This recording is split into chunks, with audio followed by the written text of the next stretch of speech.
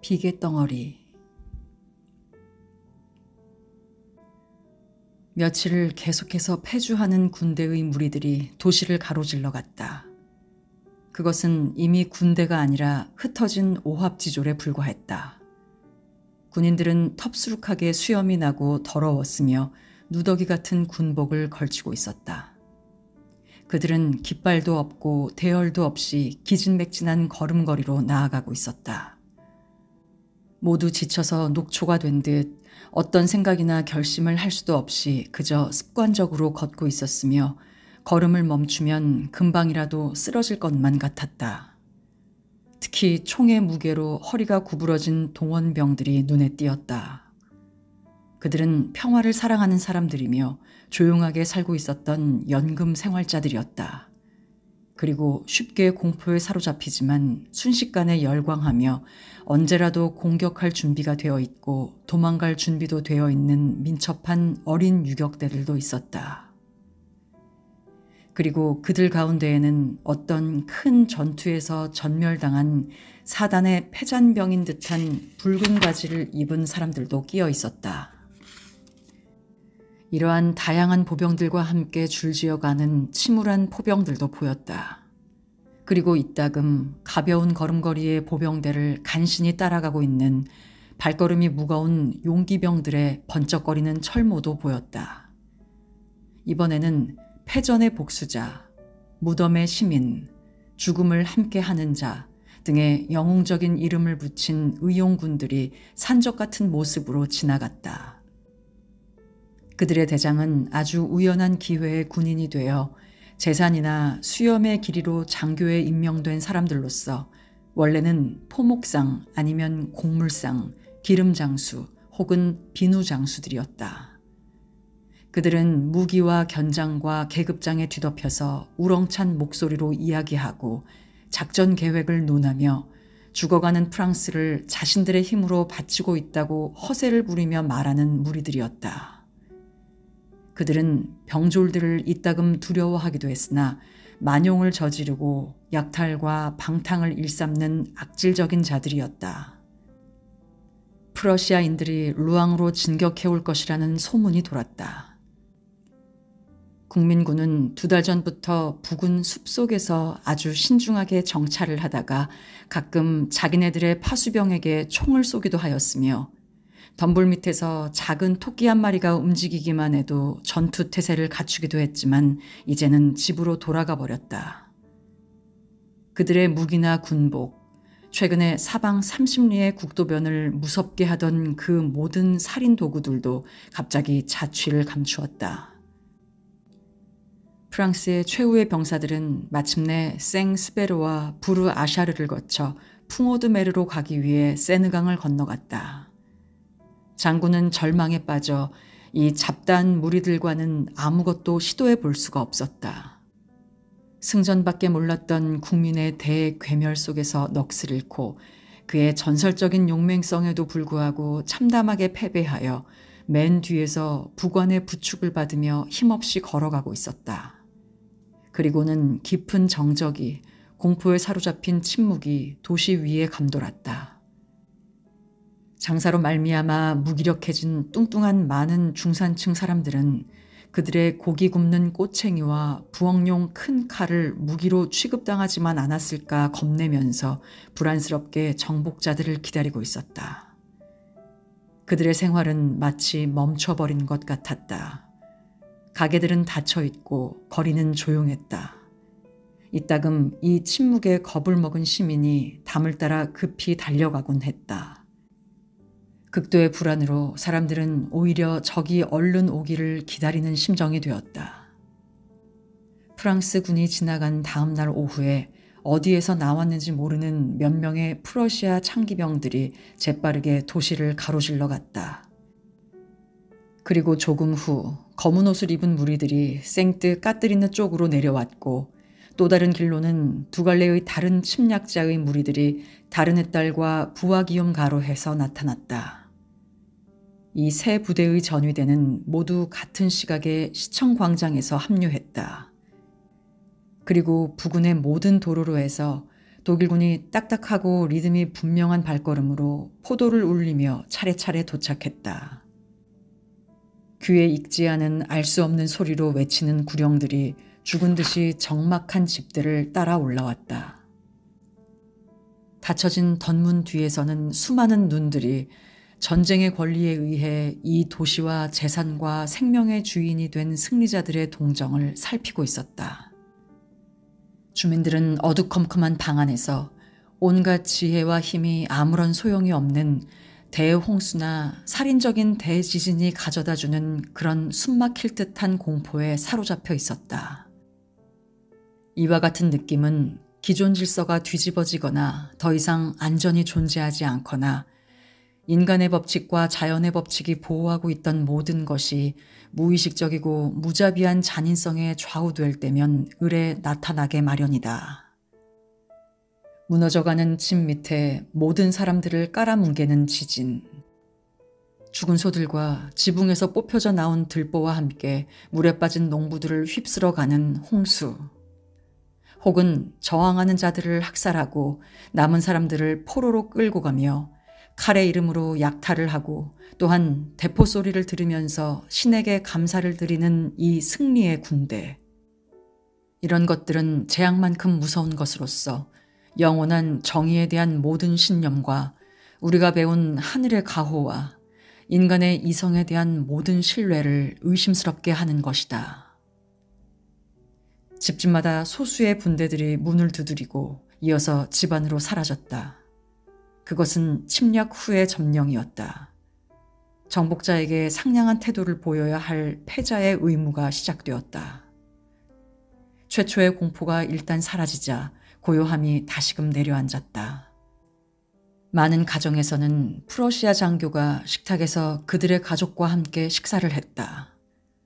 때로는 교양 있는 사람도 있어서 예의상 프랑스를 동정하고 이런 전쟁에 참여하는 자기의 혐오감을 말하기도 하였다. 사람들은 그런 소견에 감사해 했다. 게다가 언젠가는 그의 보호가 필요할 수도 있는 것이다. 그의 비위를 맞추어주면 어쩌면 식사를 제공해야 할 사람을 몇 사람쯤은 덜 받을지도 모를 일이었다. 그리고 전적으로 복종해야 할 사람의 감정을 무엇 때문에 해치겠는가. 그렇게 하는 것은 용감하기보다 무모한 일이 될 것이다.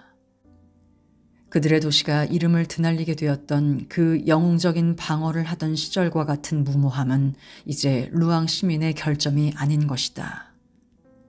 마침내 사람들은 프랑스인의 고아함에서 그럴듯한 구실을 끌어냈다. 공식적인 자리에서 이 이국 병사들과 친숙하게 보이지 않는다면야 집안에서 친숙하게 대하는 것은 괜찮지 않느냐고 생각하게 되었다. 바깥에서는 아는 체 하지 않았지만 집안에서는 그들과 기꺼이 이야기를 나누었다. 독일 군인들은 매일 저녁 따뜻한 난로에 몸을 녹이면서 점점 더 오래 머물러 있게 되었다. 도시는 점차로 평상시의 모습을 되찾아갔다. 프랑스인들은 아직도 거의 외출하지 않았지만 거기에는 프러시아 병사들이 우글거렸다. 게다가 포도 위로 그들의 커다란 살인도구를 거만하게 끌고 다니는 푸른 제복의 경기병 장교들도 지난해 같은 카페에서 술을 마시던 프랑스 엽기병 장교들보다 일반 시민들을 크게 경멸하는 것 같지 않았다. 그러나 그들의 태도에는 무엇인가가 있었다. 미묘하고도 알 수 없는 그 무엇. 견디기 어려운 미묘한 이질적인 도시의 모든 곳에 침략의 냄새가 감돌았다. 그 냄새는 집과 공공장소를 가득 채웠고 음식의 맛을 변하게 했으며 야만스럽고도 위험한 아주 먼 부족의 나라에 있는 듯한 인상을 주었다. 정복자들은 많은 돈을 요구했다. 주민들은 그들이 요구할 때마다 주어야 했다. 하긴 그들은 부자였다. 그러나 노르망디의 상인은 부유하면 할수록 그러한 희생에 남의 손으로 넘어가는 자기 재산의 아주 작은 부분에도 심한 고통을 느껴야 했다. 도시에서 20-30리쯤 강물을 따라 끄르와세, 디에프달, 비에사르를 향해 내려가면 뱃사공과 어부들이 강바닥에서 종종 독일병의 시체를 건져내는 수가 있었다. 칼에 찔리거나 발길에 채워 죽은, 돌에 머리가 으깨어지거나 높은 다리에서 떠밀려 물속에 빠져 죽은 시체로서 물에 퉁퉁 불어 있었다. 강바닥의 진흙은 이 음산하고 야만적이면서도 정당한 복수를, 알려지지 않은 영웅주의를, 대낮의 전투보다 더 위험하고 영광의 소리도 울리지 않는 침묵의 공격을 어둠 속에 파묻어 버렸던 것이다. 낯선 이방인에 대한 증오심은 하나의 사상을 위해서 죽을 각오가 되어 있는 몇 사람의 용감한 자들에게는 언제나 무기를 갖게 하였기 때문이다. 침략자들은 엄격한 규율로 도시를 얽어매고 있긴 했지만 그들이 개선의 행군을 하는 동안 내내 저질렀던 그 소문난 잔악한 행위를 전혀 하지 않게 되었기 때문에 사람들은 점차 대담해졌다. 상인들의 마음속에는 다시 장사를 하고 싶은 욕구가 일어났다. 어떤 사람들은 프랑스군이 점령하고 있는 르 아브르에 투자한 엄청난 이해관계를 가지고 있었다. 그래서 그들은 배를 탈 수 있는 디에프까지 육로로 간 다음에 그 항구에 가보려고 했다. 사람들은 이미 사귀어 놓은 독일 장교들의 영향력을 이용하여 총사령관으로부터 출발 허가증을 얻어냈다. 4마리의 말이 끄는 커다란 합승마차 한 대가 이 여행을 위해 예약되었고 10명의 손님이 마차 회사에 좌석을 신청했다. 그리고 화요일 아침에 몰려드는 사람들을 피하기 위해서 날이 새기 전에 출발하기로 결정했다. 얼마 전부터 이미 영하의 온도는 땅을 얼어붙게 만들었고 월요일 3시경에는 북쪽에서 커다란 먹구름이 눈을 몰고 오더니 밤새 그치지 않고 계속 퍼부어댔다. 새벽 4시 반에 여행자들은 마차를 타기로 되어 있는 노르망디 호텔의 앞마당에 모였다. 그들은 아직도 잠에 취한 채 덮개를 뒤집어 쓰고 추위에 떨고 있었다. 어둠 속이라 서로의 얼굴은 잘 보이지 않았다. 두툼한 겨울옷을 겹겹이 껴입었기 때문에 사람들은 모두 긴 버비를 걸친 아주 뚱뚱한 사제처럼 보였다. 그런데 두 사람이 서로 알아보았고 또 다른 사람은 그들에게 말을 걸려고 다가갔다. 그들은 이야기를 나누었다. 아내를 데리고 갑니다. 하고 한 사람이 말했다. 나도 그렇습니다. 나 역시 그래요. 첫 번째 사람이 덧붙였다. 우린 루앙으로 돌아오지 않을 겁니다. 만일 프러시아군이 르 아브르에 가까이 오면 우리는 영국으로 갈 겁니다. 비슷한 기질의 사람들이라서 모두 같은 계획을 가지고 있었다. 그런데 마차에는 말이 메어 있지 않았다.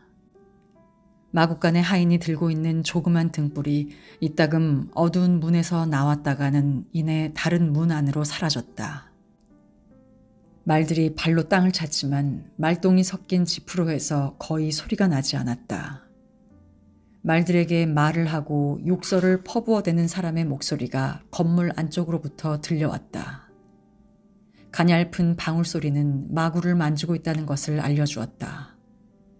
그 소리는 짐승의 움직임에 따라 분명하고 연속적으로 짤랑짤랑 소리를 내며 들려왔다. 그 소리는 이따금 멈추었다가는 곧이어 편자를 박은 말굽으로 땅을 차는 둔탁한 소리와 함께 들려왔다. 갑자기 문이 닫혔다. 모든 소리가 뚝 그쳤다. 사람들은 추위에 몸이 얼어붙은 듯 입을 꼭 다물고 있었다. 그들은 꼼짝도 않고 몸을 꼿꼿이 하고 있었다.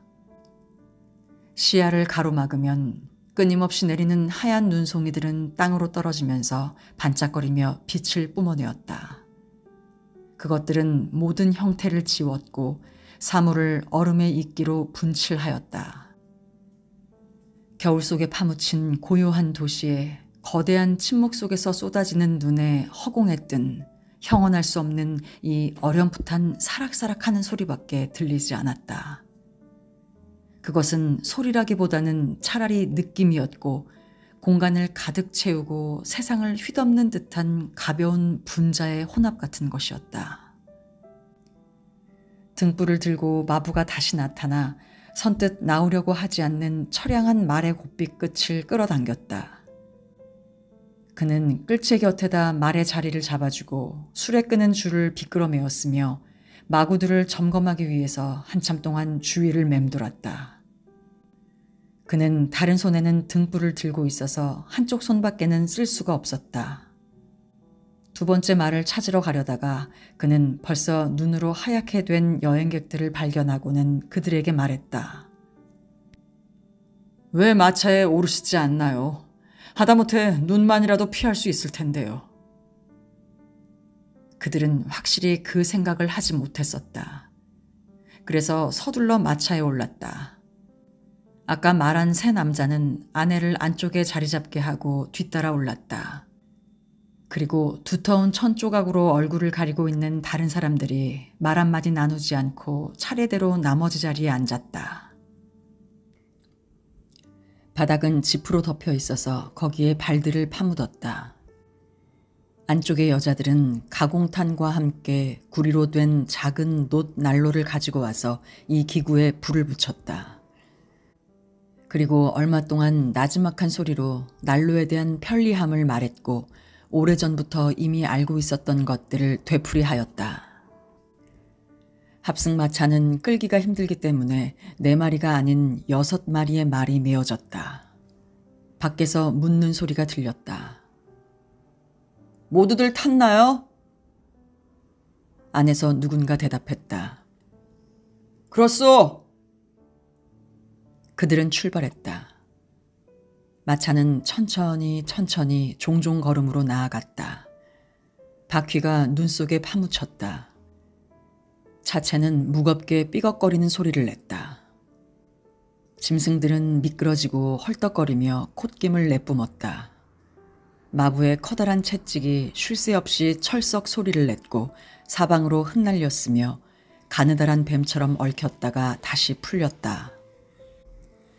그리고 느닷없이 살찐 말의 엉덩이를 내리쳤다. 그러면 그 엉덩이는 더 세차게 길을 쓰느라고 긴장하는 것이었다. 날이 서서히 밝아오기 시작했다.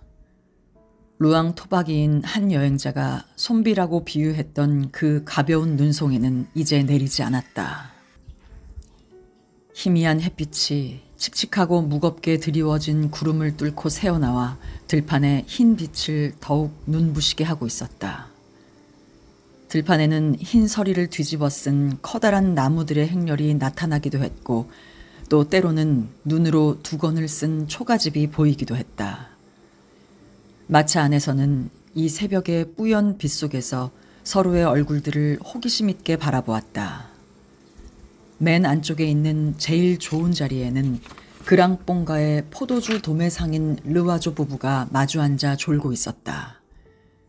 옛날에 그 가게의 점원이었던 르와조는 사업에서 파산한 주인으로부터 영업권을 매수하여 돈을 벌어들였다. 시골의 영세 소매상인들에게 아주 질이 나쁜 포도주를 헐값으로 팔았기 때문에 그를 아는 사람들과 친구들 사이에서는 교활한 사기꾼, 술책에 능한 전형적인 노르망디인이라는 평판을 듣고 있었다. 협잡꾼이라는 그에 대한 소문이 어찌나 기정사실로 되어 있었던지 어느 날 저녁 도지사 관저에서 우화와 샹송의 작가로서 신랄하기로 정평이 나 있으며 그 지방에서는 꽤 알려진 뚜르넬 씨가 부인들이 약간 졸고 있는 것을 보고 르와조 볼이라는 게임을 하자고 제의했다. 르와조 볼, 새가 날아간다는 뜻과 르와조가 훔친다는 뜻도 있는 일종의 재담. 그런데 그 말이 도지사의 살롱 너머로 해서 그 도시의 살롱들에 퍼지는 바람에 그 지방의 모든 사람들을 한 달 동안이나 웃게 만들었던 일도 있었다. 르와조는 그 밖에도 타고난 익살과 좋건 나쁘건 간에 농담을 잘하기로 유명했다.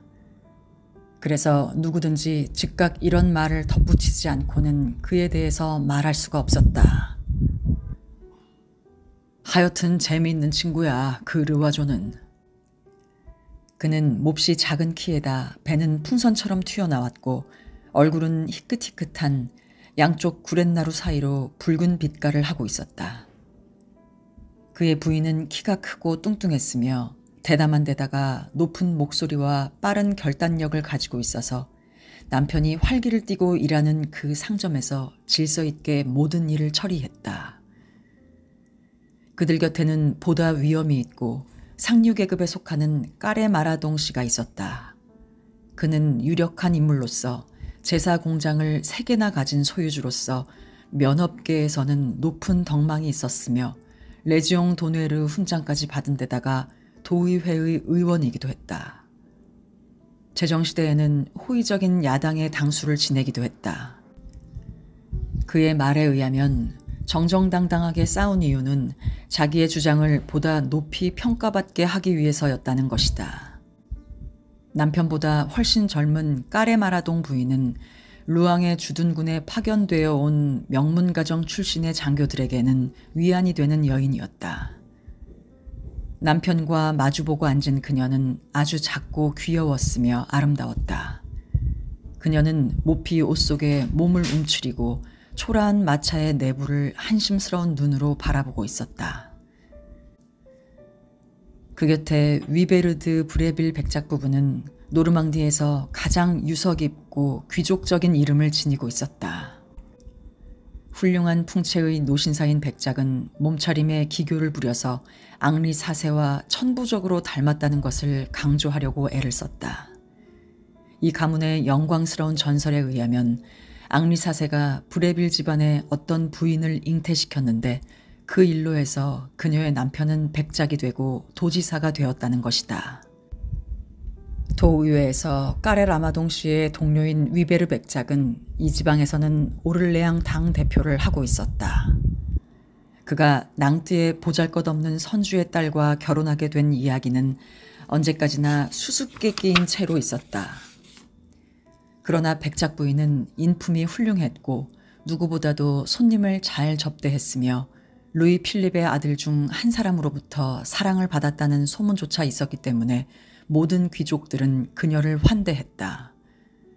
그래서 그녀의 살롱은 그 지방에서 제일로 꼽혔고 옛날에 품위 있는 행동이 그대로 보존되어 있는 유일한 곳으로서 거기에 출입하기란 결코 쉬운 일이 아니었다.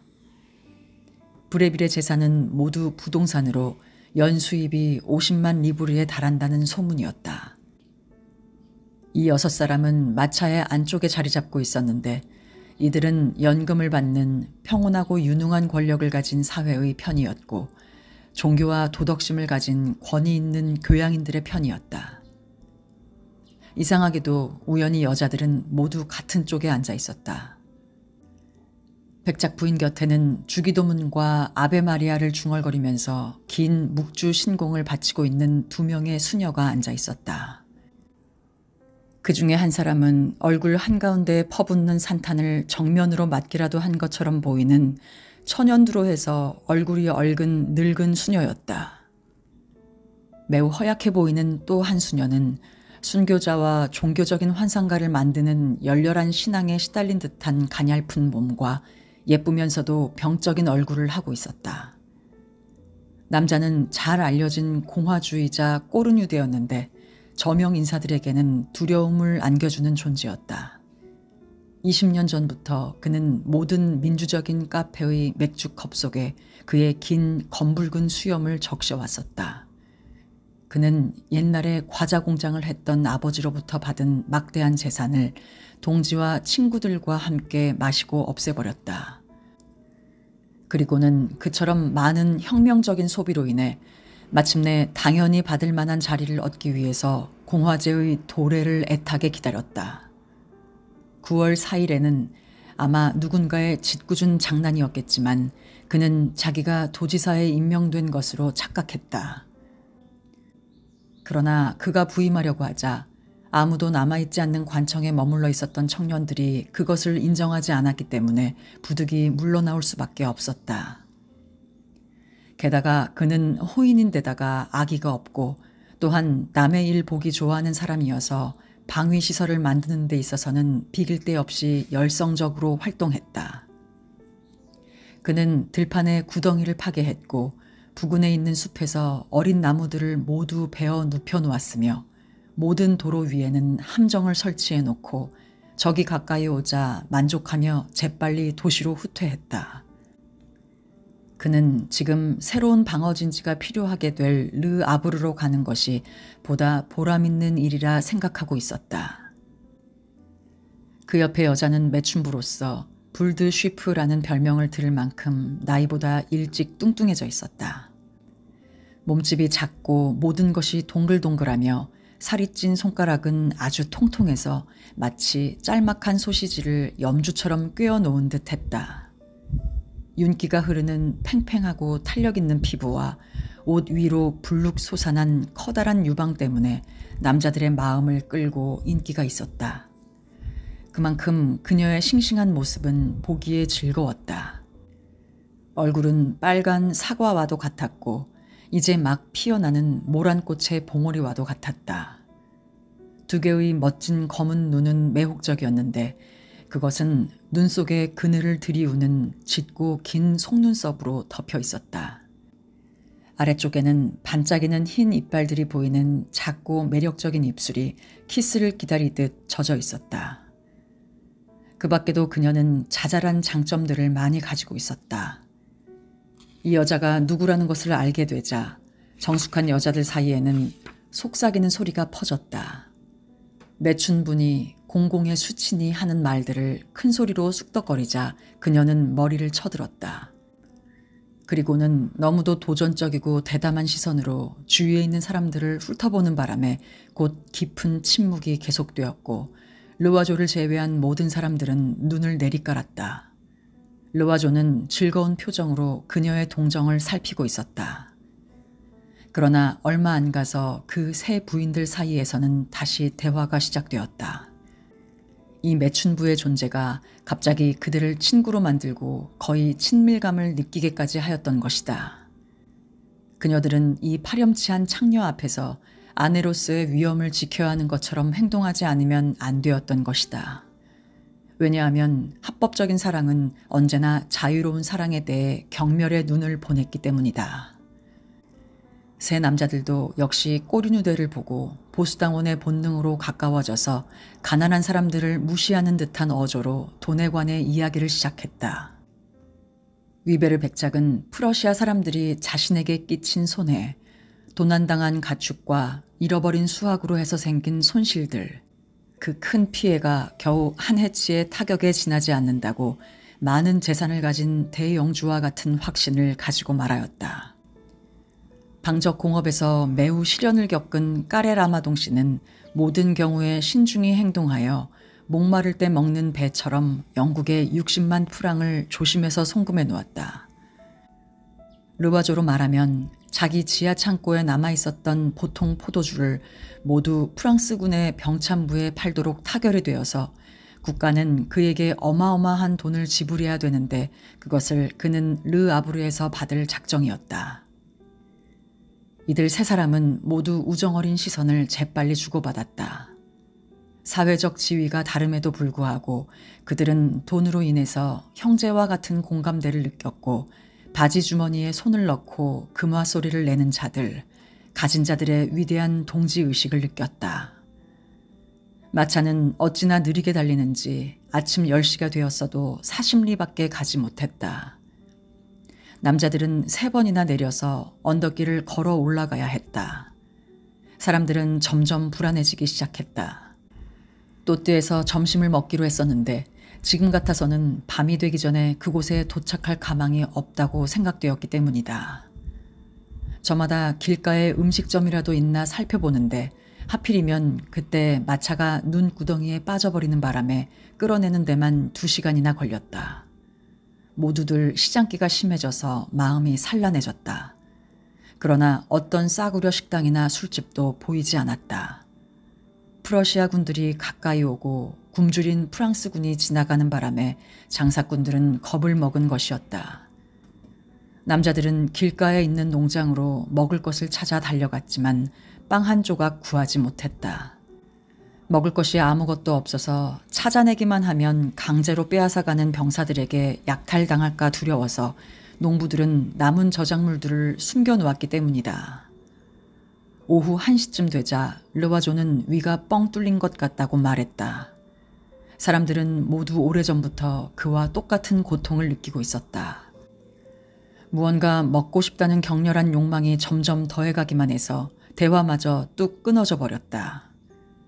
이따금 누가 하품을 하면 다른 사람이 얼른 그 흉내를 내었다.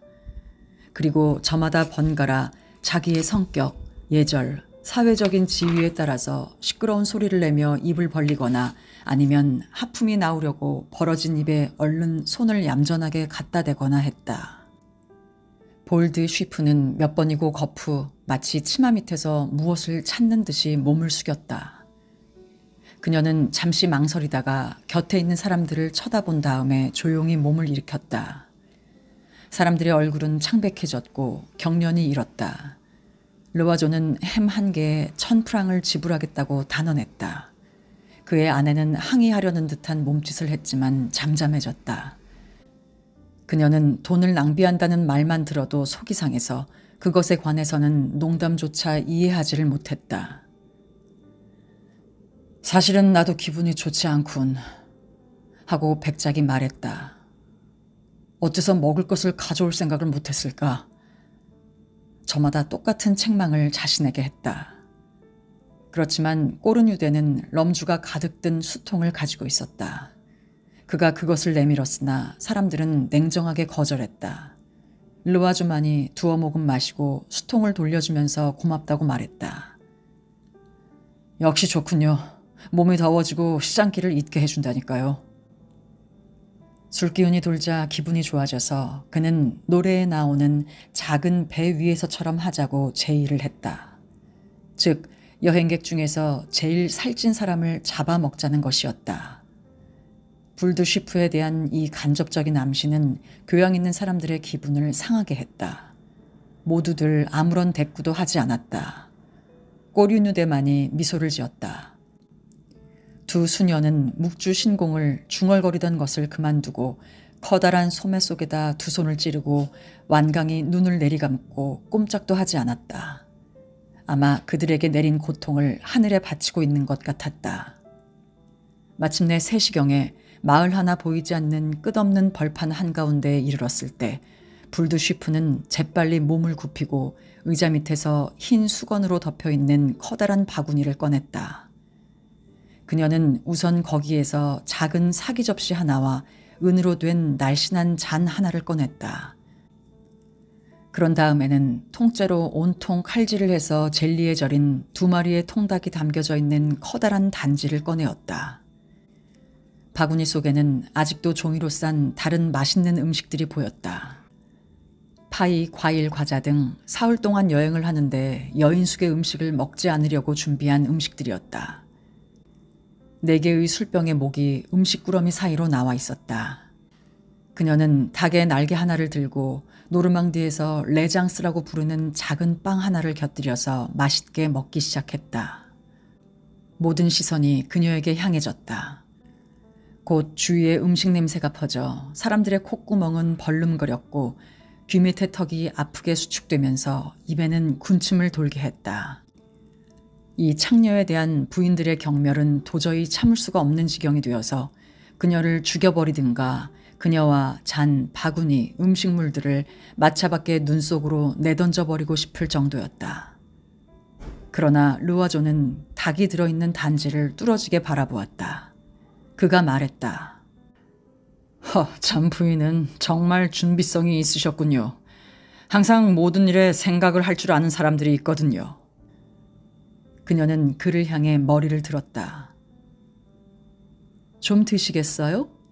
아침부터 아무것도 먹지 않았다는 것은 힘든 일이죠. 그가 인사를 했다.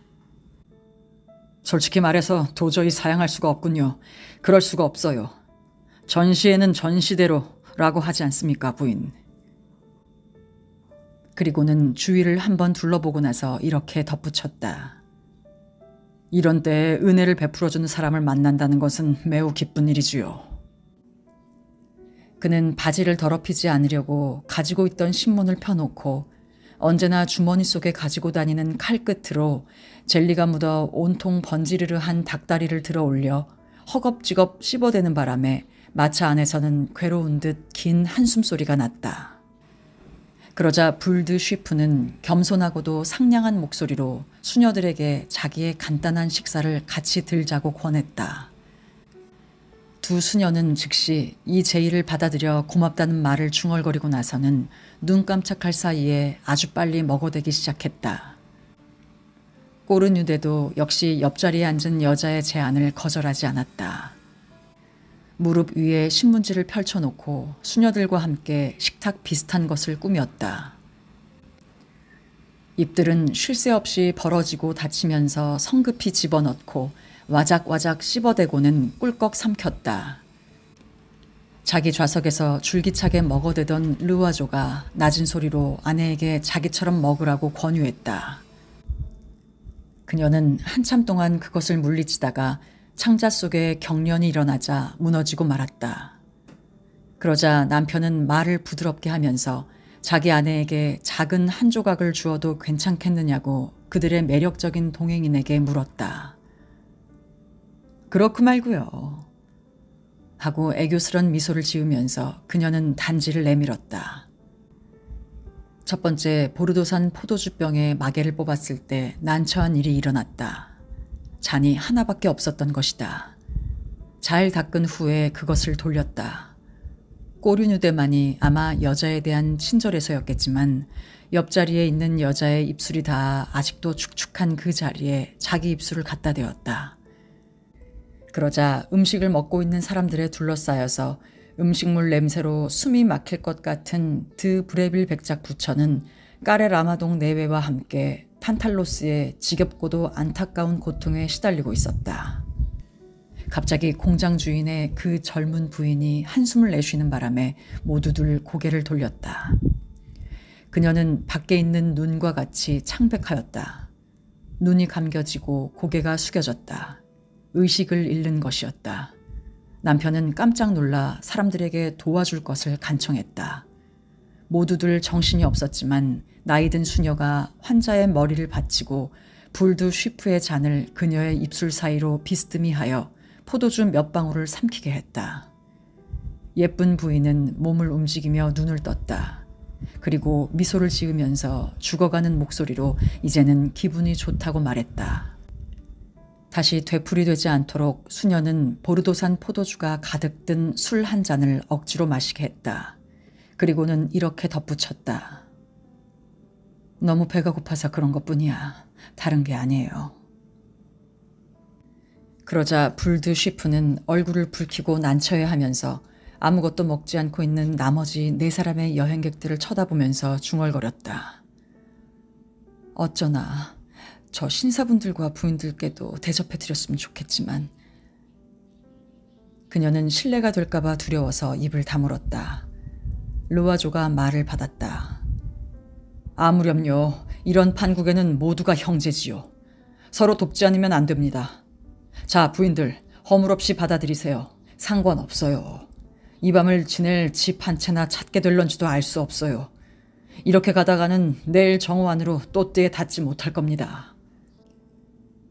사람들은 망설이기만 했지 아무도 그럽시다 하고 감히 책임을 지려는 사람이 없었다. 그러자 백작이 문제를 해결했다. 겁을 먹고 있는 뚱뚱한 창부 쪽으로 몸을 돌리더니 거드름 피는 귀족의 태도로 말했다. 감사히 받겠소, 부인. 다만 첫걸음이 힘들었을 뿐이었다. 일단 결심을 하자 모두들 체면을 차리지 않았다. 곧 바구니가 비어버리고 말았다. 그러나 아직도 기름진 간으로 만든 파이, 종달새 파이, 훈제한 소혀 한 덩어리, 크라산 배, 퐁레베크산 치즈 한 덩어리, 비스켓, 식초에 담근 작은 오이와 양파가 가득 든 잔 등이 바구니에 들어있었다. 불드 쉬프도 모든 여자들과 마찬가지로 생야채를 좋아했다. 그녀에게 말을 건네지 않으면서 이 여자의 음식을 얻어먹을 수는 없었다. 처음에는 조심성 있게 이야기를 하였지만 곧 그녀가 퍽 얌전한 여자라는 것을 알게 되자 경계심을 풀고 허물없이 대했다. 처세술이 뛰어난 드 브레빌 부인과 까레라마동 부인은 품위 있고 상냥하게 대했다. 특히 백작 부인은 어떤 교제에서도 자기의 명예를 손상시키지 않는 매우 고상한 부인들이 취하는 그런 상냥한 겸양을 보여주었고 호감이 가게 하였다. 그러나 여장부와 같은 마음을 가지고 있는 건강한 르와조 부인은 여전히 무뚝뚝해서 말은 적게 하면서도 먹기는 많이 먹었다.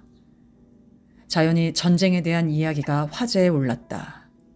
프러시아군의 잔악한 행동과 프랑스군의 용감한 활약에 대해서 이야기했다. 그리고 도망하는 이 사람들은 모두 다른 사람들의 용기에 경의를 표했다. 이윽고 각자의 경험적인 이야기가 시작되었다. 불드 쉬프는 감동한 얼굴로 이따금 창녀들이 그들의 타고난 격정을 나타내기 위해 취하는 그런 열정적인 말로 자기가 어떻게 루앙을 떠나오게 되었는가를 이야기했다. 처음에는 남아있을 생각을 했었지요. 하고 그녀가 말했다. 집에는 먹을 것도 가득하고 해서 정처 없이 떠나는 이보다는 병정 몇 사람을 먹이는 것이 낫겠다는 생각을 했지요. 그러나 프러시아 군들을 보니 정말 그럴 수가 없더군요. 분노의 피가 끓어오르는 것 같았어요. 그래서 온종일 분에 못 이겨서 눈물을 흘렸지요. 아, 내가 남자라면 그놈들을 그냥 내버려두지 않았을 거예요. 나는 창가에서 뾰족한 철모를 쓰고 있는 그 뚱뚱한 돼지 같은 놈들을 보고 있었지요. 놈들의 등짝에다 접시를 집어던지지 못하도록 하녀가 제 두 손을 붙들고 있었지요. 그리고 나서 그들이 내 집에 묵으려고 왔어요. 그래서 나는 맨 먼저 들어오는 놈의 목덜미를 잡으려고 달려들었습니다. 그놈들이라고 해서 다른 사람들보다 목을 졸라 죽이는 것이 더 어려울 것은 없잖아요. 누군가가 내 머리채를 잡아채지 않았다면 그놈을 해치웠을 거예요. 그 일 때문에 저는 숨어야만 했어요. 마침내 기회를 만나게 되어서 이렇게 떠나게 된 것이지요. 사람들은 그녀를 대단히 칭찬했다. 그녀는 그렇게 용감한 태도를 보이지 못한 동행인들 속에서 갑자기 위대해졌다. 꼬르뉴데는 그 이야기를 들으면서 사도와도 같이 찬동과 호의가 어린 미소를 짓고 있었다. 하느님을 찬양하는 독신자의 소리를 듣고 있는 사제와도 같았다.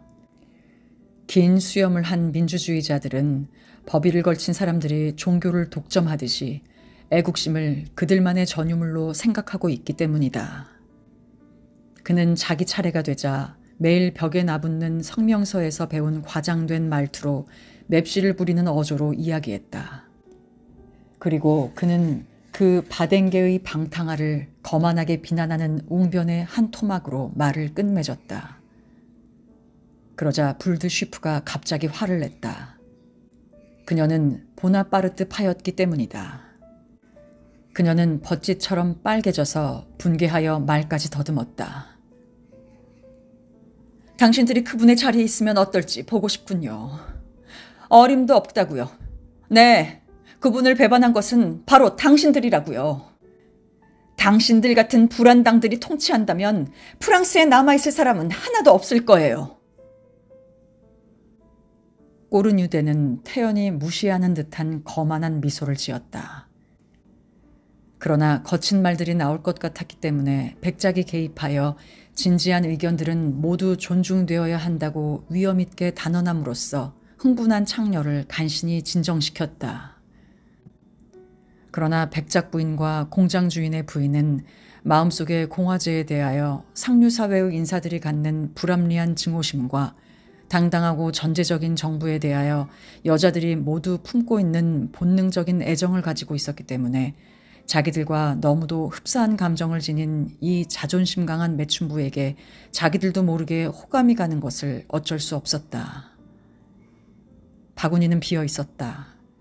그것이 더 크지 못한 것을 아쉬워하면서 10사람이 거뜬히 비워버린 것이었다. 대화는 얼마 동안 계속되었으나 다 먹고 난 뒤에는 그것도 식어버렸다. 해가 지고 어둠은 점점 짙어갔다.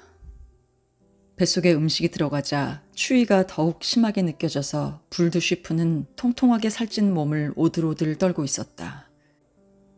그래서 드 브레빌 부인은 아침부터 몇 번이나 숯을 갈아 넣은 자기의 발 난로를 그녀에게 권했다.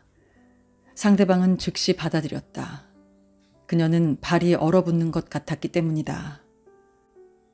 까레 라마동 부인과 르와조 부인은 수녀들에게 자기들 것을 내주었다. 마부는 벌써 램프를 켜놓았다.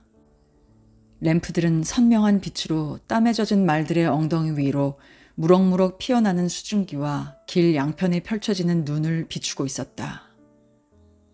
마차 안은 드디어 아무것도 분간할 수 없게 캄캄해졌다.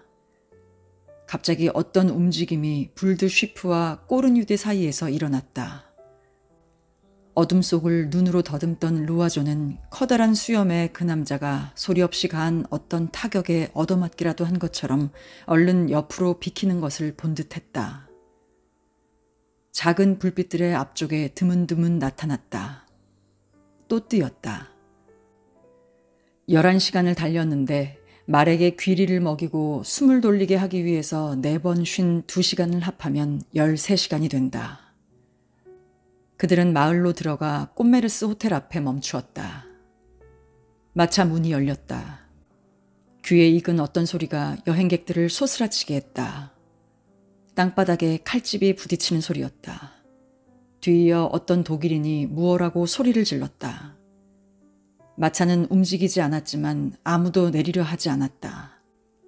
마치 나가면 학살당할 것이라고 생각하는 것처럼.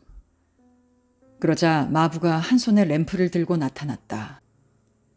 그 불빛은 갑자기 마차 안에까지 비추어 당황하고 있는 2줄의 얼굴을 드러내었다. 그들의 입은 벌어지고 놀라움과 갑작스러운 공포로 눈은 크게 띄어져 있었다.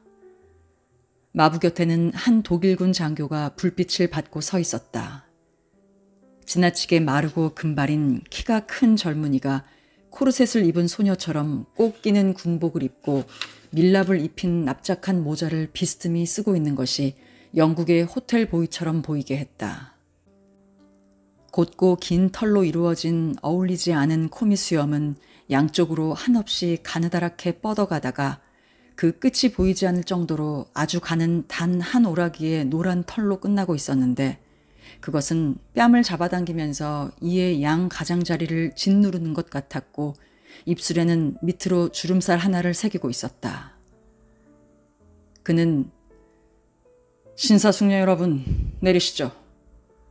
하고 딱딱한 처진 알사스 지방의 프랑스어로 여행자들에게 내리기를 권유했다. 2 수녀들이 온갖 순종에 익숙한 성녀들의 온순함으로 제일 먼저 복종했다. 백작 부부가 그 다음에 내렸고 그 뒤를 공장 주인 부부가 따랐다. 그리고는 르와조가 커다란 아내를 자기 앞으로 떠밀면서 나왔다. 르와조는 땅에 발을 대면서 예의에서라기보다는 용이 주도한 마음에서 안녕하십니까 하고 장교에게 말했다. 상대방은 절대적인 권력을 가진 사람처럼 한마디 대꾸도 하지 않고 그를 거만하게 쳐다보았다. 불드 쉬프와 꼬르뉴데는 승강구 가까이에 있었지만 적 앞에서 신중하고 의연한 모습으로 맨 나중에 내렸다. 뚱뚱한 창녀는 자신의 감정을 억누르고 침착해지려고 애썼다. 민주주의자는 약간 떨리는 한 손으로 자기의 긴 갈색 수염을 만지작거리고 있었다.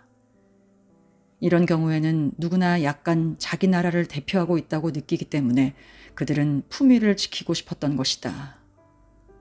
동행인들의 무기력함을 분개하여 그녀는 곁에 있는 정숙한 여자들보다 더 오만하게 보이려고 애썼고 한편 꼬르뉴데는 모든 태도의 모범이 되어야 한다고 느끼면서 길을 파헤칠 때부터 시작된 저항의 사명을 모든 태도에서 계속 나타내고 있었다. 일행은 여인숙의 널따란 부엌으로 들어갔다. 독일인은 여행자 개개인의 이름과 특징 그리고 직업이 기재된 총사령관이 서명한 출발 허가증을 제시하라고 했다. 그는 기재사항과 본인을 면밀히 대조하면서 모든 사람들을 오랫동안 조사했다. 그리고는 좋소 하고 퉁명스럽게 말하고는 사라졌다. 그제서야 사람들은 안도의 숨을 내쉬었다. 그리고는 여전히 배가 고파서 저녁을 주문했다. 준비하는데 30분이 걸린다고 했다. 두 하녀가 저녁을 차리는 것 같아서 사람들은 방을 보러 갔다. 방들은 모두 복도 안쪽에 있었는데 복도는 뜻을 알만한 번호가 표시된 유리문에서 끝나고 있었다. 마침내 식탁에 앉으려는데 여인숙의 주인이 나타났다. 그는 예전에 말장수를 한 사람으로 천식을 앓는 뚱뚱한 남자였다. 줄곧 씩씩거리고 쉰 목소리를 냈으며 목구멍 속에서는 가래 끓는 소리가 났다. 그의 아버지는 그에게 폴랑비라는 성을 물려주었다. 그가 물었다. 엘리자베스 루세 양이 누구시죠? 불드 쉬프가 흠칫 놀라 돌아보았다. 저예요. 아가씨, 프러시아 장교가 아가씨께 직접 할 이야기가 있답니다. 나한테요? 네, 당신이 엘리자베스 루세 양이란 말이에요. 그녀는 당황하여 잠시 생각해 보더니 갑자기 선언하듯이 당당하게 말했다. 그렇다고 해도 난 가지 않겠어요. 주위에서 술렁거림이 일어났다. 저마다 이 명령의 이유를 찾으려고 하면서 의견을 나누었다. 백작이 다가왔다. 그건 옳지 않아요, 부인. 당신의 거절은 당신에게뿐만 아니라 동행인인 우리 모두에게조차 중대한 지장을 가져올 수도 있으니까요. 강한 자들에게 저항해선 결코 안 됩니다. 확실히 이 거동은 다른 위험은 없어 보입니다. 아마 수속에 잊어버렸던 것이 있었겠지요. 사람들은 모두 그와 합세를 해서 그녀를 달래고 재촉하며 설교를 해서 마침내 그녀를 설득시키고야 말았다. 모두들 여자의 개인적 감정으로 해서 생길지도 모르는 말썽을 몹시 두려워했기 때문이다. 마침내 그녀가 말했다. 여러분을 위해서 그렇게 하는 거예요. 정말이에요. 백작 부인이 그녀의 손을 잡았다. 우리는 당신에게 감사해야 하고 있어요. 그녀가 나갔다. 사람들은 함께 식사를 들기 위해 그녀를 기다렸다. 저마다 이 과격하고 성미급한 창녀 대신에 불려가지 않는 것을 속상해하면서 자기 차례가 와서 불려갈 경우에 대비하여 마음속으로 진부한 말들을 준비하고 있었다. 그런데 10분쯤 지나자 그녀가 몹시 흥분하여 숨이 막힐 듯 얼굴이 빨개가지고 씩씩거리면서 나타났다. 그녀는 더듬거리면서 말했다. 이 불안당 같은 놈, 악당. 모두들 무슨 일인지 알고 싶어 했지만 그녀는 아무 말도 하지 않았다. 백작이 간청을 했기 때문에 그녀는 발끈 성을 내며 대답했다. 아니에요. 그건 여러분들과는 상관없는 일이에요. 이야기할 수 없어요. 그래서 그들은 양배추 냄새가 풍기는 깊숙한 수프 그릇의 주위로 모여 앉았다. 이런 불안한 일이 있었음에도 불구하고 저녁 식사는 즐거웠다. 사과주는 아주 맛이 있었다. 르와조 부부와 수녀들은 절약하느라고 그것을 들었다. 다른 사람들은 포도주를 주문했다. 꼬리누대는 맥주를 청했다. 그는 병마개를 따서 술의 거품이 일게 하고 잔을 기울여 그것을 들여다보고 빛깔을 더 잘 감상하기 위해서 컵을 들어 불빛에 비추어 보는 독특한 태도를 지니고 있었다. 술을 마실 때는 그가 좋아하는 술 빛깔을 지닌 커다란 수염이 부드럽게 떠는 것 같았다. 그의 눈은 조금도 맥주잔에서 떨어지지 않으려고 곁눈질을 하고 있었다. 그는 마치 술을 마시기 위해서 태어난 유일한 임무를 수행하고 있는 것 같이 보였다. 그의 온 생활을 차지하고 있는 두 개의 커다란 정열, 즉 빛깔이 연한 맥주와 혁명 사이에 어떤 친화력과 같은 접근이 마음속에 자리하고 있는 듯 했다. 확실히 그는 혁명을 생각하지 않으면서 다른 것, 즉 맥주의 맛을 음미할 순 없을 것이다. 폴랑비 부부는 식탁 맨 끝에서 저녁을 들고 있었다. 고장난 기관차처럼 헐떡거리는 남자는 식사를 하면서 말을 하기에는 가슴이 답답했지만 여자는 도무지 입을 다물려 하지 않았다. 그녀는 프러시아군이 도착해서의 모든 인상, 그들이 한 짓, 그들이 한 말들을 이야기하며 그들을 몹시 증오했다. 첫째로는 그들 때문에 돈이 들었고 그 다음으로는 군대의 두 아들을 징발당했기 때문이다. 그녀는 상류사회의 부인과 이야기하는 것이 즐거워서 특히 백작 부인에게 자꾸 말을 걸었다. 그리고는 목소리를 낮추어 미묘한 이야기를 했다. 남편은 이따금 입 다물고 있는 것이 좋을걸 하고 그녀의 말을 가로막았다. 그러나 그녀는 조금도 아랑곳하지 않고 계속했다. 그래요, 부인. 그자들은 감자와 돼지고기밖에 먹으려 들질 않아요. 돼지고기와 감자만요. 그들이 깨끗하리라고 생각지 마세요. 천만에요. 이런 말씀 드리기는 송구스럽지만 그자들은 아무 데서나 대소변을 본다니까요. 지저분하게 이를 데가 없어요. 몇 시간이고 몇 날 동안이고 그들이 훈련받는 것을 본다면 저쪽의 들판에 모두 있는데요. 앞으로 갔다 뒤로 갔다 이리 돌고 저리 돌고. 땅이나 경작하고 자기네 나라에 가서 도로공사라도 하면 얼마나 좋겠어요. 정말이지 부인, 그 군대라는 것은 아무에게도 이로울 것이 없다니까요. 가난한 사람들이 학살하는 일이나 배우는 그런 군대를 먹여 살려야만 한다니. 저는 사실 배우지 못한 할망구이지만 아침부터 저녁까지 제자리 걸음을 하여 심신이 녹초가 되는 그자들을 보면 이런 생각이 든답니다. 유익한 일을 위해서 많은 발명을 하는 사람들이 있는 반면에 한편으로는 사람에게 재앙을 주기 위해서 저렇게 많은 고생을 하는 사람들도 있구나. 정말이지 사람을 죽인다는 것은 그것이 프러시아인이건 영국인이건 폴란드인이건 프랑스인이건 간에 가증스러운 짓이 아닐까요? 자기에게 잘못을 저지른 자에게 복수를 하면 유죄를 선고받으니까 악이 되고 사냥하듯이 총으로 우리 아이들을 몰살하면 제일 많이 죽인 자에게 훈장을 주니까 선이 되나요? 정말이지 난 그걸 결코 이해할 수가 없다니까요. 꼬르뉴데가 목소리를 높였다. 전쟁이란 평화로운 이웃나라를 공격할 때는 만행이지만 조국을 수호할 때는 성스러운 의무가 되는 것입니다. 노파는 고개를 떨구었다. 그래요. 자신을 방어할 때는 별 문제지요. 그러나 자기들의 안락을 위해서 그런 짓을 하는 왕들은 모두 죽이는 것이 차라리 어떨까요? 꼬르뉴데의 눈이 충혈되었다. 여성 동지 만세! 하고 그가 말했다.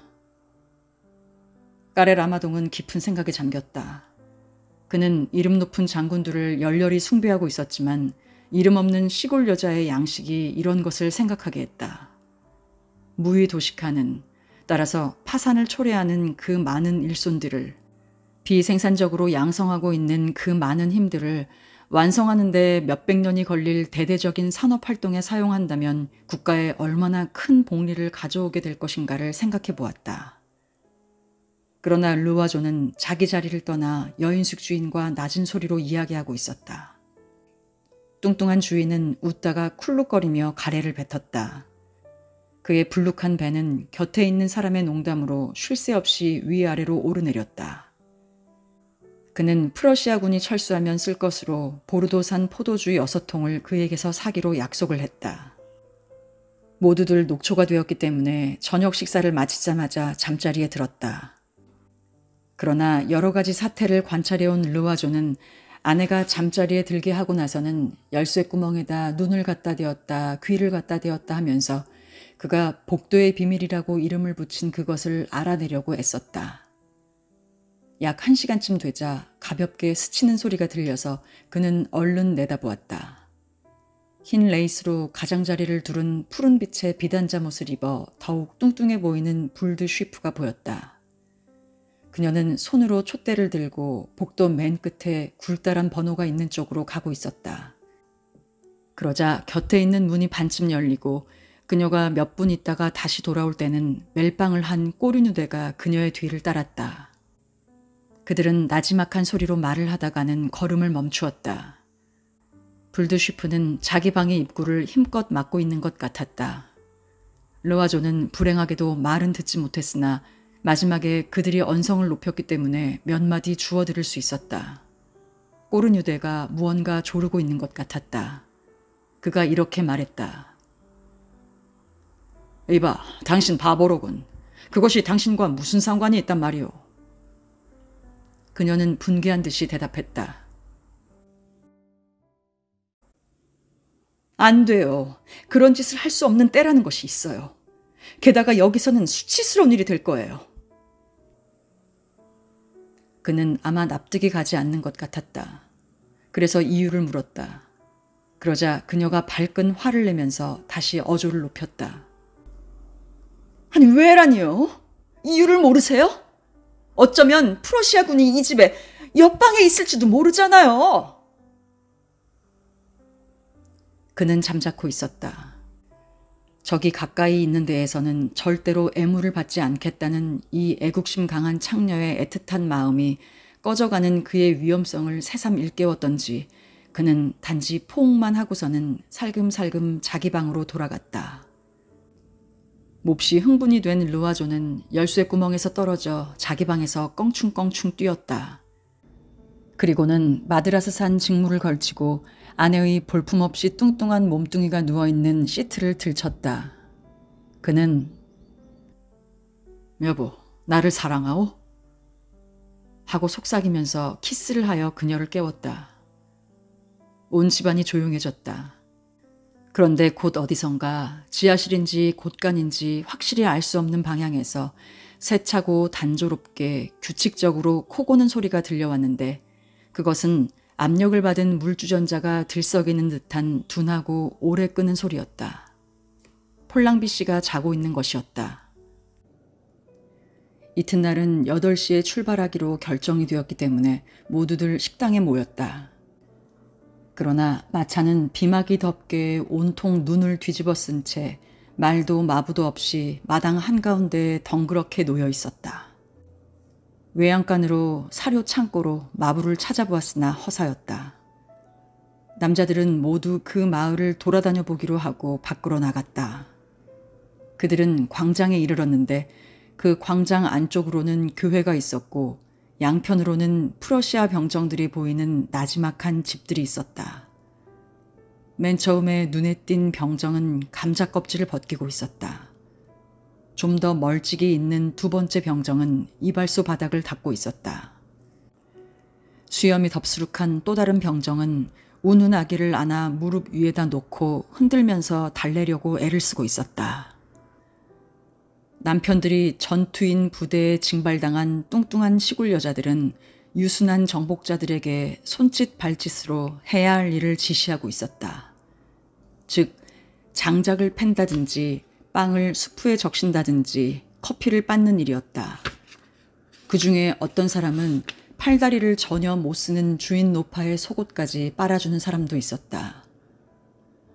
백작은 놀라서 주교관에서 나오는 교회지기에게 물었다. 그 노인은 이렇게 대답했다. 아, 저 사람들은 나쁜 사람들이 아니에요. 프러시아 사람들이 아니라고 하더군요. 어디인진 잘 모르겠지만 더 먼 곳에서 왔다고 합니다. 그들은 필경 고향에 처자식을 남겨놓고 왔을 겁니다. 그러니 전쟁이 즐거울 리가 없지요. 틀림없이 그쪽에서도 남자를 보내놓고 나서 울고 있을 거예요. 우리에게 있어서와 마찬가지로 그들에게도 전쟁은 커다란 근심을 주었을 거예요. 여기는 지금으로서는 아직 그렇게 불행하진 않아요. 그들이 나쁘게 굴지도 않고 또 자기네 집에 있는 것처럼 일도 해주니까요. 불행한 사람들끼리는 서로 도와야지요. 전쟁을 벌이는 것은 언제나 높은 어른들이니까요.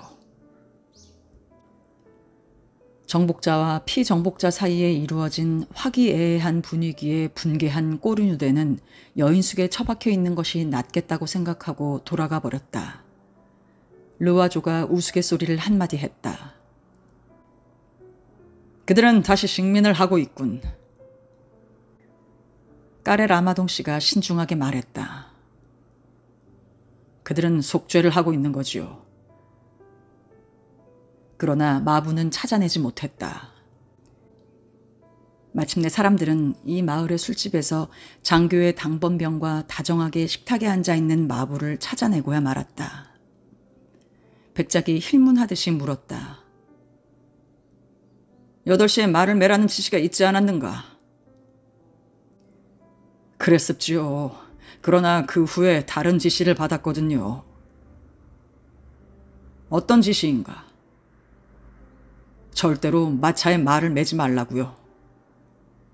누가 그 지시를 내렸는가? 프로시아 장교입지요. 어째서지? 전 아무것도 모릅니다.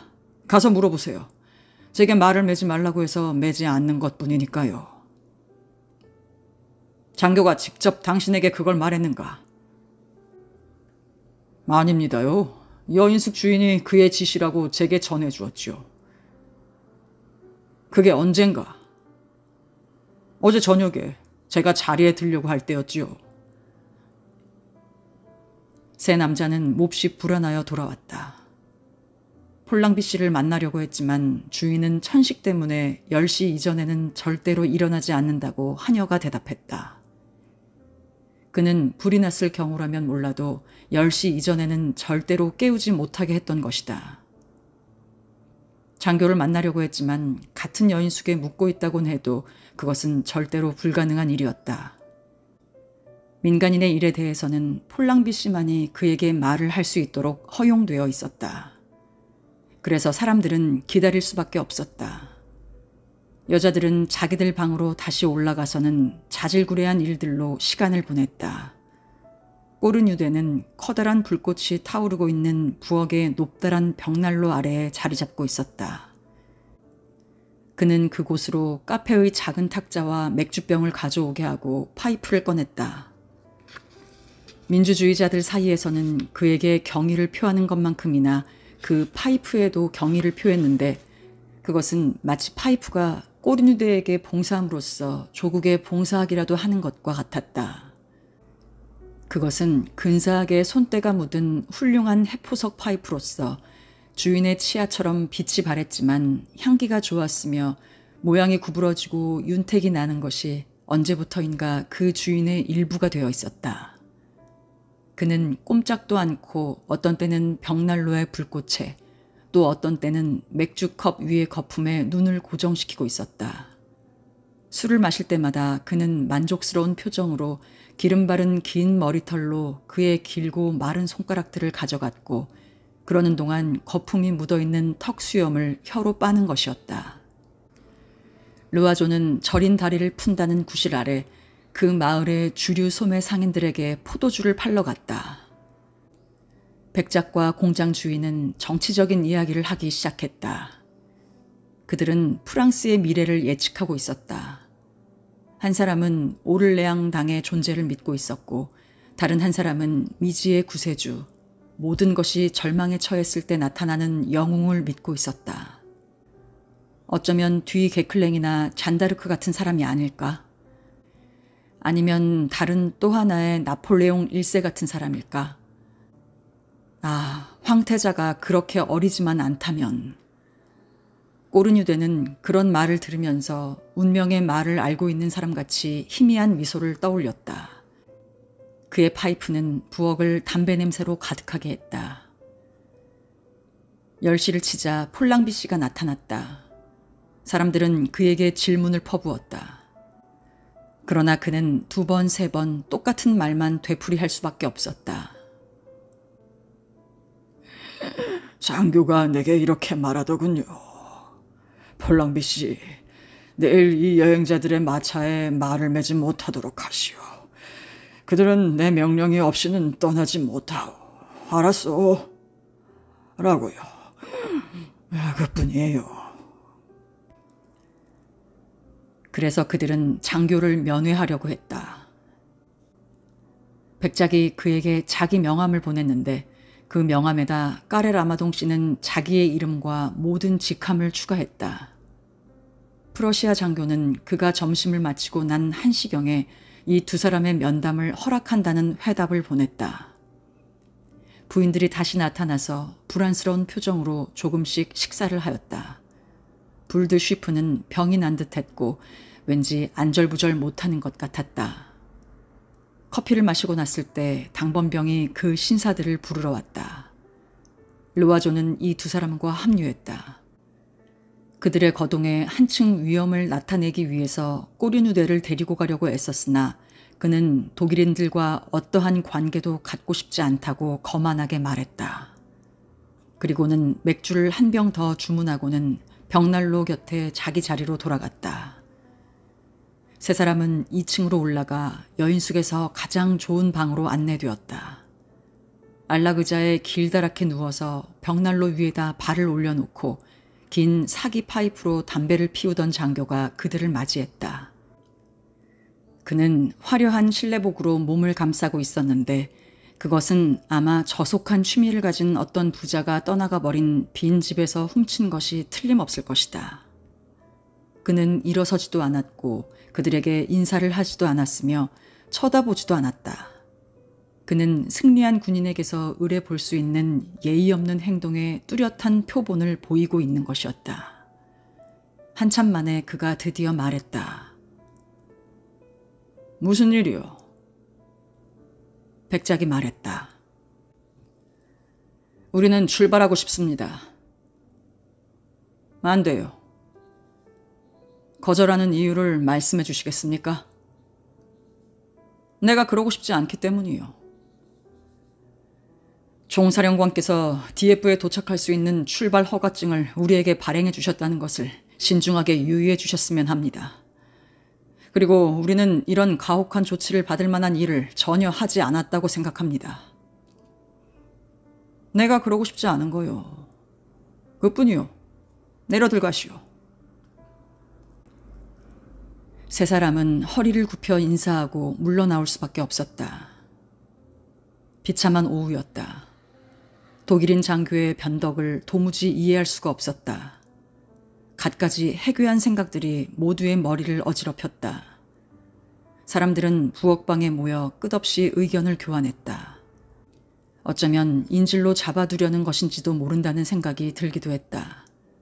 그러나 무슨 목적으로? 혹은 포로로 데려가려는 것일까? 아니면 막대한 몸값을 요구하려는 것일까? 이런 생각이 들자 공포가 그들을 미칠 지경으로 만들었다. 가장 돈이 많은 사람이 가장 무서워했다. 자신의 생명을 건지기 위해서 이 무례한 군인의 두 손에 금화가 가득 든 자루를 쏟아부어야 하는 자신의 강요당한 모습이 보이는 듯했다. 그들은 자기들의 재산을 숨기고 가장 가난한 사람으로 인정받기 위해 둘러댈 그럴듯한 거짓말을 찾아내려고 머리를 짜냈다. 르와조는 금 시계줄을 풀어서 주머니 속에 감추었다. 밤이 되자 두려움은 더해갔다. 램프가 켜졌다. 저녁 식사를 하기까지는 아직 2시간이 남아 있어서 르와조 부인은 트럼프 놀이를 하자고 제의했다. 기분 전환이 될 것 같아서 모두 찬성했다. 꼬르뉴대까지도 예의상 파이프를 끄고 거기에 끼어들었다. 백작이 카드를 쳐서 돌렸다. 불드쉬프가 단번에 으뜸 패를 만들었다. 곧 게임에 대한 흥미가 머리에서 떠나지 않던 공포를 가라앉혀 주었다. 그러나 꼬리누대는 르와조 부부가 속임수를 쓰기 위해 한패가 되어 있음을 알아차렸다. 식탁에 앉으려고 하는데 폴랑비 씨가 다시 나타났다. 그가 쉰 목소리로 이렇게 말했다. 프러시아 장교가 엘리자베트 루테 양이 아직도 생각을 바꾸지 않았느냐고 물어보라고 하는데요. 불드쉬프는 순간 하얗게 질려서 가만히 서 있었다. 그러다가 갑자기 얼굴이 새빨개지면서 너무도 화가 나 숨이 막혀 말을 제대로 하지 못했다. 마침내 그녀가 말문을 터뜨렸다. 그 비열한 인간에게, 그 더러운 인간에게, 그 프러시아 놈팡이에게 말하세요. 절대로 나는 받아주지 않을 거라고요. 잘 들으세요. 절대로 절대로 싫다고 말입니다. 뚱뚱한 여인숙 주인이 밖으로 나갔다. 그러자 불두시프는 간밤에 그녀가 방문했을 때 무슨 일이 있었는지 그 비밀을 알아내려는 사람들에게 둘러싸여 질문을 받고 독촉을 받았다. 처음에는 말을 듣지 않았으나 마침내 그녀는 분노에 못 이겨 부르짖었다. 그 작자가 무엇을 원했느냐고요? 그놈이 무엇을 바라느냐고요? 나와 함께 자고 싶다는 거예요. 아무도 이 노골적인 말에 불쾌해하지 않았다. 그만큼 분노가 컸던 것이다. 꼬르뉴대는 식탁 위에 난폭하게 맥주컵을 내려놓다가 그것을 깨뜨렸다. 이 비열하고 난폭한 군인에 대한 비난의 아우성이, 분노의 숨결이 그녀에게 강요된 희생의 일부분을 저마다 강요당하기라도 한 것처럼 저항을 위해 모두들 단합했다.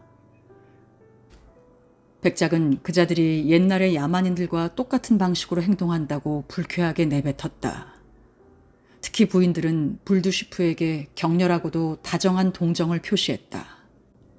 식사 때 외에는 나타나지 않은 수녀들은 머리를 숙이고 아무 말도 하지 않았다. 그럼에도 불구하고 처음의 분노가 가라앉자 저녁 식사를 하기 시작했다. 그러나 이야기는 거의 하지 않고 모두 생각에 잠겨 있었다. 부인들은 일찌감치 방으로 돌아갔다. 남자들은 모두 담배를 태우면서 트럼프판을 편성하고 거기에 폴랑비 씨를 초대했다. 그에게 장교의 반대를 꺾을 수 있는 방법을 교묘하게 물어볼 생각이었다. 그러나 그는 자기 카드만 생각할 뿐 아무 말도 듣지 않고 아무 대답도 하지 않았다. 그는 게임이나 합시다. 여러분, 게임이나. 하는 말만 줄곧 되풀이했다. 그는 노름에 정신이 팔려 있어서 침 뱉는 것도 잊고 있었다. 그래서 가슴속에서는 가르릉거리는 오르간 소리가 났다.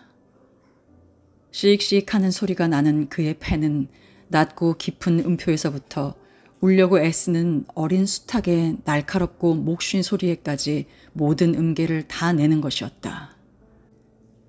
잠이 와서 못 견디게 된 부인이 그를 부르러 왔을 때도 위층으로 올라가는 것을 거절할 정도였다. 그러자 그녀는 혼자 갔다. 왜냐하면 그녀는 언제나 태양과 더불어 일어나는 아침형인 반면에 남편은 친구들과 함께 언제나 밤을 지새울 용의가 있는 저녁형이었기 때문이다.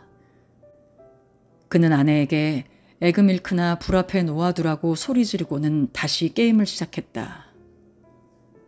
그에게서 아무것도 알아낼 수 없다는 것을 알자 사람들은 잘 시간이라고 말하고는 각자 자기 잠자리로 돌아갔다. 이튿날 역시 막연한 희망과 더욱 커지는 떠나고 싶은 욕망과 이 끔찍스러운 여인숙에서 하루를 더 보내야 한다는 두려움을 안고 아주 일찌감치 자리에서 일어났다. 말들은 여전히 마구간에 있었고 마부는 보이지 않았다. 사람들은 할 일 없이 마차 주위를 맴돌았다. 아침 식사는 어쩐지 침울했다. 불두시프에 대해서는 일종의 냉담함 같은 것이 생겨나고 있었다. 하룻밤 자고 나면 좋은 생각이 떠오른다지만 그들의 판단이 약간 바뀔 수밖에 없었기 때문이다. 잠이 깨었을 때 자기 일행들에게 어떤 놀랍도록 좋은 일을 마련해주기 위해 그 프러시아인을 남몰래 찾아가지 않는 이 창녀에 대해서 지금 그들은 원망하는 생각까지도 가지게 된 것이다. 그보다 더 간단한 일이 어디 있겠는가. 게다가 그걸 누가 알겠는가. 그녀는 일행의 난처한 입장을 딱하게 여겨왔노라는 것을 장교에게 말함으로써 체면을 차릴 수도 있었던 것이다. 그녀로서는 그런 일이 그다지 중요한 일도 아니지 않는가. 그러나 아직은 아무도 그런 생각을 말하지 않았다. 오후에는 지루해서 더 이상 견딜 수가 없었기 때문에 백작이 마을 근처를 산책하자고 제의했다. 저마다 정성 들여 몸을 감싸고 불 곁에 있는 것이 낫겠다고 하는 꼬르뉴대와 교회나 사제관에서 하루를 보내는 수녀들을 제외하고 몇 안 되는 일행은 떠났다. 나날이 심해가는 추위는 사정없이 코와 귀를 찔렀다. 발이 시려서 한 걸음 한 걸음이 고통이었다.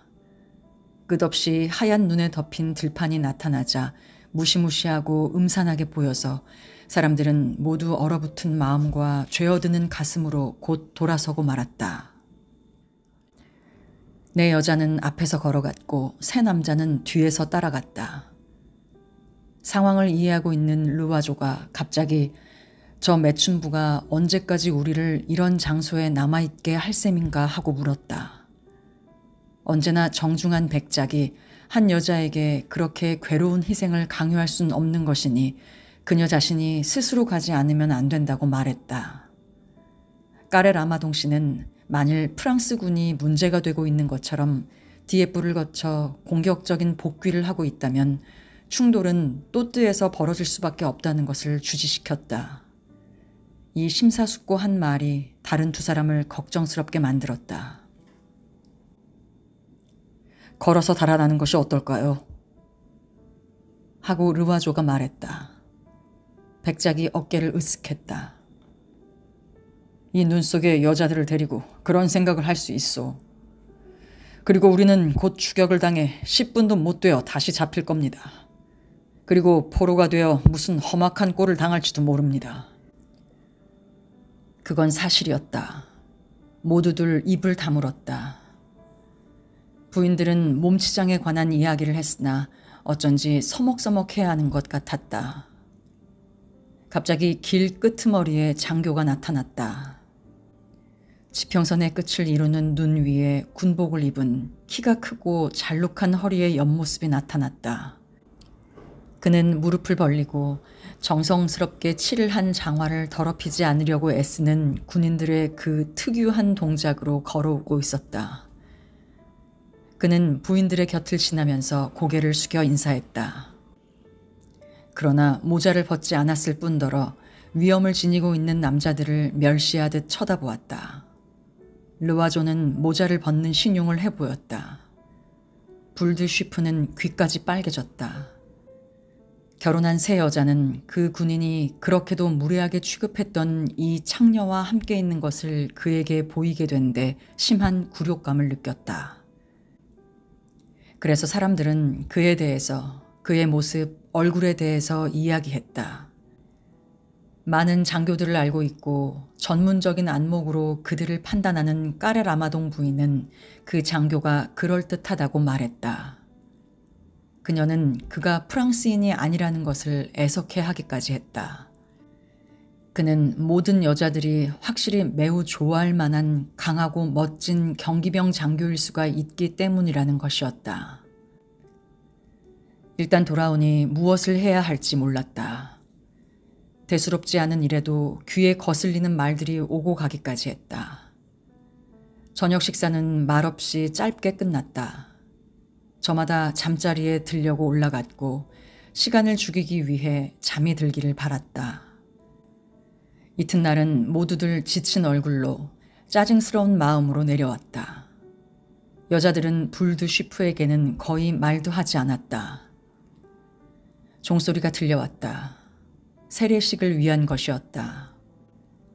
뚱뚱한 창녀에게는 이붓도의 농부네 집에서 기르고 있는 어린아이가 하나 있었다. 그녀는 그 애를 1년에 한 번도 만나지 않았고 생각해 본 적도 없었다.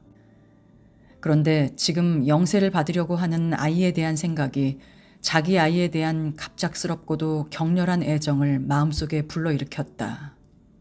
그녀는 이 세례식에 참석하고 싶어서 견딜 수 없는 심정이 되었다. 그녀가 떠나자마자 사람들은 모두 서로 쳐다보고 의자를 가까이 끌어당겼다. 마침내 어떤 결정을 내려야 한다고 생각했기 때문이다. 르와조가 기발한 생각을 가지고 있었다. 즉 불두시프만을 남겨놓고 다른 사람은 떠나게 해달라고 장교에게 제안해보자는 의견이었다. 폴랑비 씨가 다시 심부름을 맡았으니 그는 곧 내려왔다. 인간의 본성을 잘 알고 있는 그 독일인 장교는 단번에 그를 내쫓아 버렸던 것이다.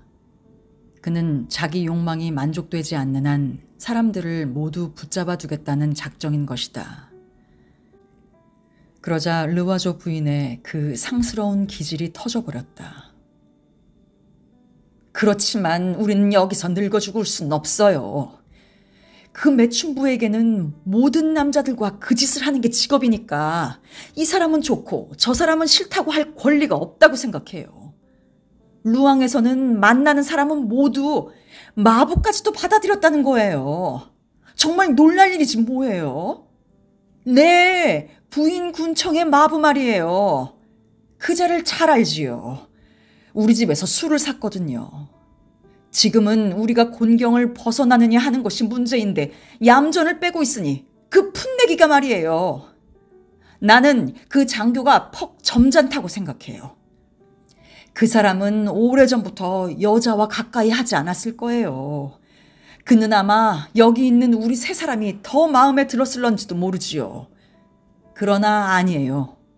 그는 모든 사람에게 몸을 맡기는 여자로 만족하게 생각한 거예요. 그는 유부녀를 존중하는 사람입니다. 생각해보세요. 그는 지배자예요. 내가 원한다라고 말하면 그만인 거예요. 그리고 자기 병정들과 함께 강제로 우리를 겁탈할 수도 있는 거라고요.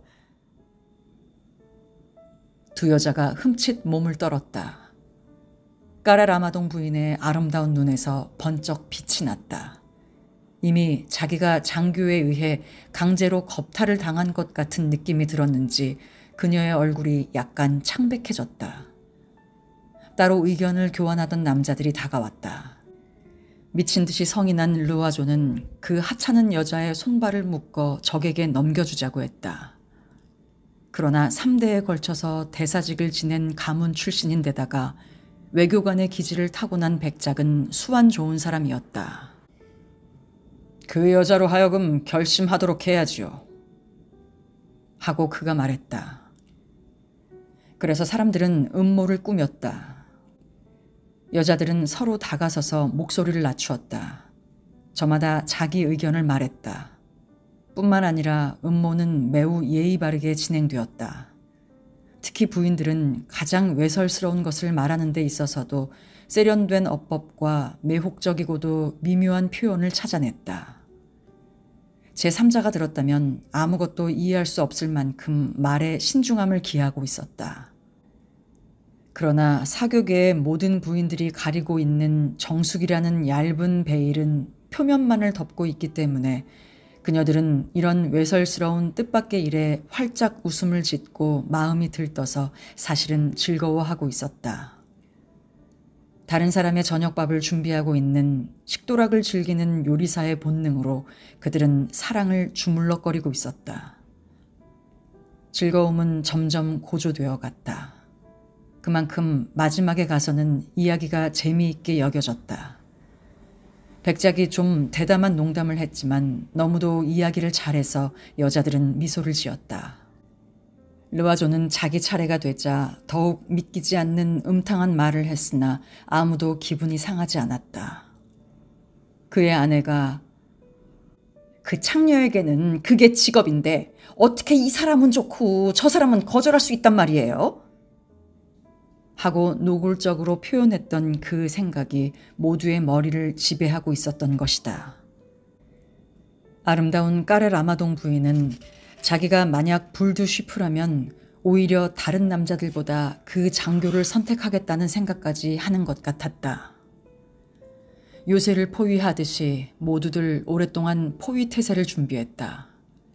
각자가 맡아야 할 역할, 뒷받침해야 할 논법, 실행해야 할 술책 등을 결정지었다. 그 살아있는 성체가 적을 자기 품 안에 받아들이도록 강습하기 위해서 공격의 계획과 사용해야 할 계략을 결정했다. 그러나 꼬리누대는 따로 떨어져서 이 일에는 완전히 관심을 갖지 않았다.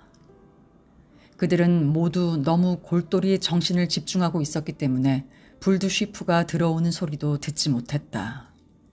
그러나 백작이 낮은 소리로 쉿하자 모두 눈을 들었다. 그녀가 거기에 와 있었다. 갑자기 입들을 다물었다. 그리고 처음에는 왠지 당황해서 그녀에게 말을 걸 수가 없었다. 사교계의 위선적인 성격에 다른 사람들보다 능숙하게 길들여져 있는 백작 부인이 세례식은 재미있었나요? 하고 그녀에게 물었다. 아직도 감동이 가시지 않은 이 뚱뚱한 창녀는 사람들의 얼굴이나 태도, 그리고 성당의 모습까지도 전부 이야기했다. 그녀는 이렇게 덧붙였다. 가끔 기도를 드린다는 것은 좋은 일이지요.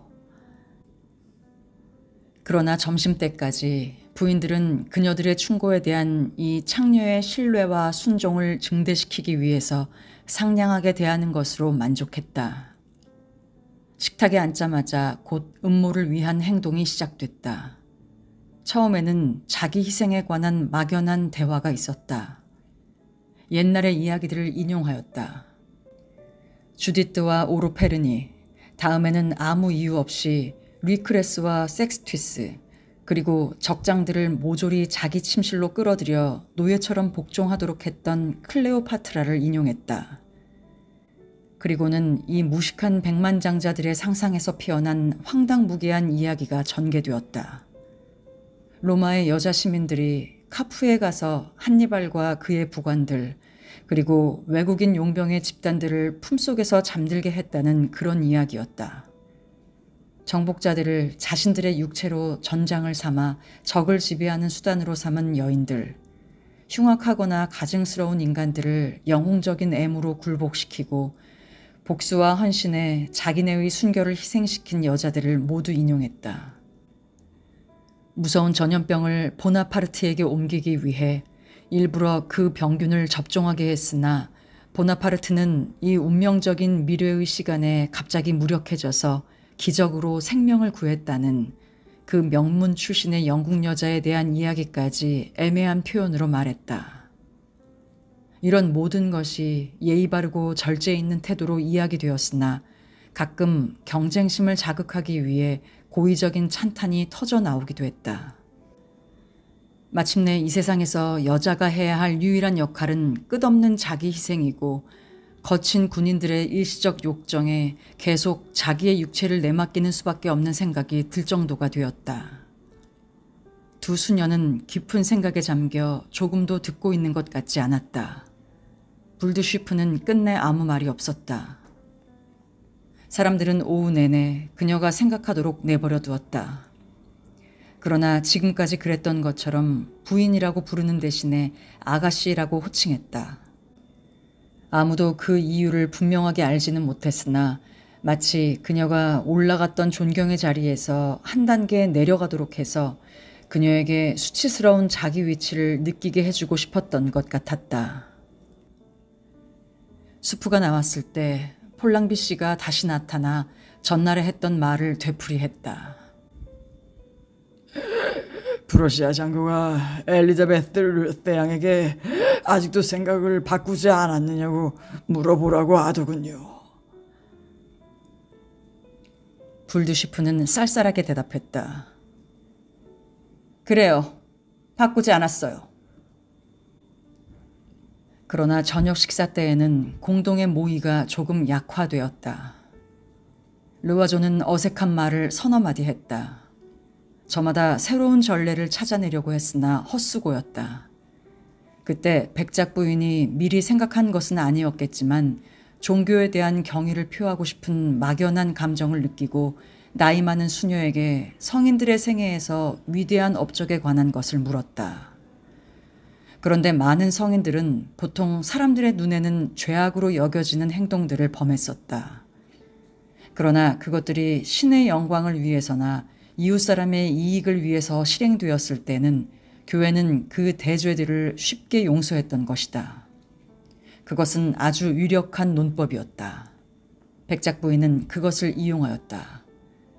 그러자 성직자의 옷을 입은 사람이면 누구나 갖고 있는 뛰어난 무언의 이해에서였는지 분명치 않은 친절에서였는지 또는 단순히 순진스러운 무지의 소치이거나 구원이 되는 어리석음의 결과였는지 그 늙은 수녀는 이 음모에 강력한 뒷받침을 가져다 주었다. 사람들은 그녀를 소심한 사람으로 생각했으나 그녀는 대담하고 수다스럽고 억센 자신의 모습을 나타냈다. 그녀의 교리는 철석 같았고 신앙은 결코 주저하는 법이 없었으며 그녀의 양심에는 조금도 의구심이 없었다. 그녀는 아브라함의 희생을 아주 당연한 일로 생각했다. 왜냐하면 자신 역시 높은 데서 내린 명령이라면 당장에 아버지도 어머니도 죽일 수 있다는 것이다. 그녀의 의견으로는 의도가 칭찬할 만한 것이라면 어떠한 일도 주님의 마음에 들지 않는 것은 없다는 것이었다. 백작 부인은 생각지 않은 이 공범자의 신성한 권유를 이용하여 목적은 수단을 정당화한다 라는 도덕적 격언으로 사람을 감화시키는 설교를 한바탕 하게 된 것이다. 부인이 물었다. 그렇다면 수녀님, 동기가 순수하다면 하느님은 모든 수단을 받아들이시고 또한 행위를 용서하신다고 생각하시나요? 누가 그것을 의심할 수 있겠어요, 부인. 그녀들은 그렇게 신의 의지를 통찰해내고 그의 심판을 예측하며 사실은 신과 그다지 관계없는 일에 신을 결부시키면서 이야기를 계속해 나갔다. 이 모든 것은 교묘하고 신중하게 덮어 감추어졌다. 그러나 두건을 쓴 성녀의 한마디 한마디는 창녀의 안타까운 필사의 저항에 구멍을 뚫어놓기에 충분했다. 그리고 나서는 이야기가 약간 벗어나서 묵주를 늘어뜨린 그 여인은 자기 교단의 수녀 원장에 관해서, 수녀원에 관해서, 자기 자신에 관해서, 그리고 곁에 있는 예쁜 수녀 생 니세포르에 관해서 이야기했다. 천연두에 걸린 수백 명의 병사들이 수용되어 있는 병원에서의 간호를 위해 그들은 르 아브르로 불려가는 것이다. 그녀는 그 비참한 사람들의 모습을 묘사했고 그들의 병에 대해 자세히 말했다. 그리고 그 프러시아 장교의 갑작스러운 변덕으로 중도에서 붙들려 있는 동안에도 어쩌면 자기네들이 구해낼지도 모르는 수많은 프랑스 병사들이 죽어가고 있을지도 모른다고 덧붙였다. 군인들을 간호하는 것이 그녀들의 신성한 의무였다. 그녀는 크리미아, 이탈리아, 오스트리아에도 간 일이 있었다. 자기의 활동에 관한 이야기를 하다가 갑자기 그녀는 자신이 북과 나팔 소리가 들리는 가운데 야영 부대를 쫓아다니고 전투의 소용돌이 속에서 부상당한 사람들을 돌보아주며 군기를 어긴 키가 크고 난폭한 군인들을 단 한마디 말로 그들의 대장보다도 더 잘 순화시키는 그런 수녀 중에 한 사람이라는 것을 자랑스레 드러내 보였다. 수없이 구멍이 패고 쭈글쭈글한 얼굴을 한 진정한 수녀, 랑땅플랑의 얼굴은 바로 전쟁의 황폐한 모습과도 같았다.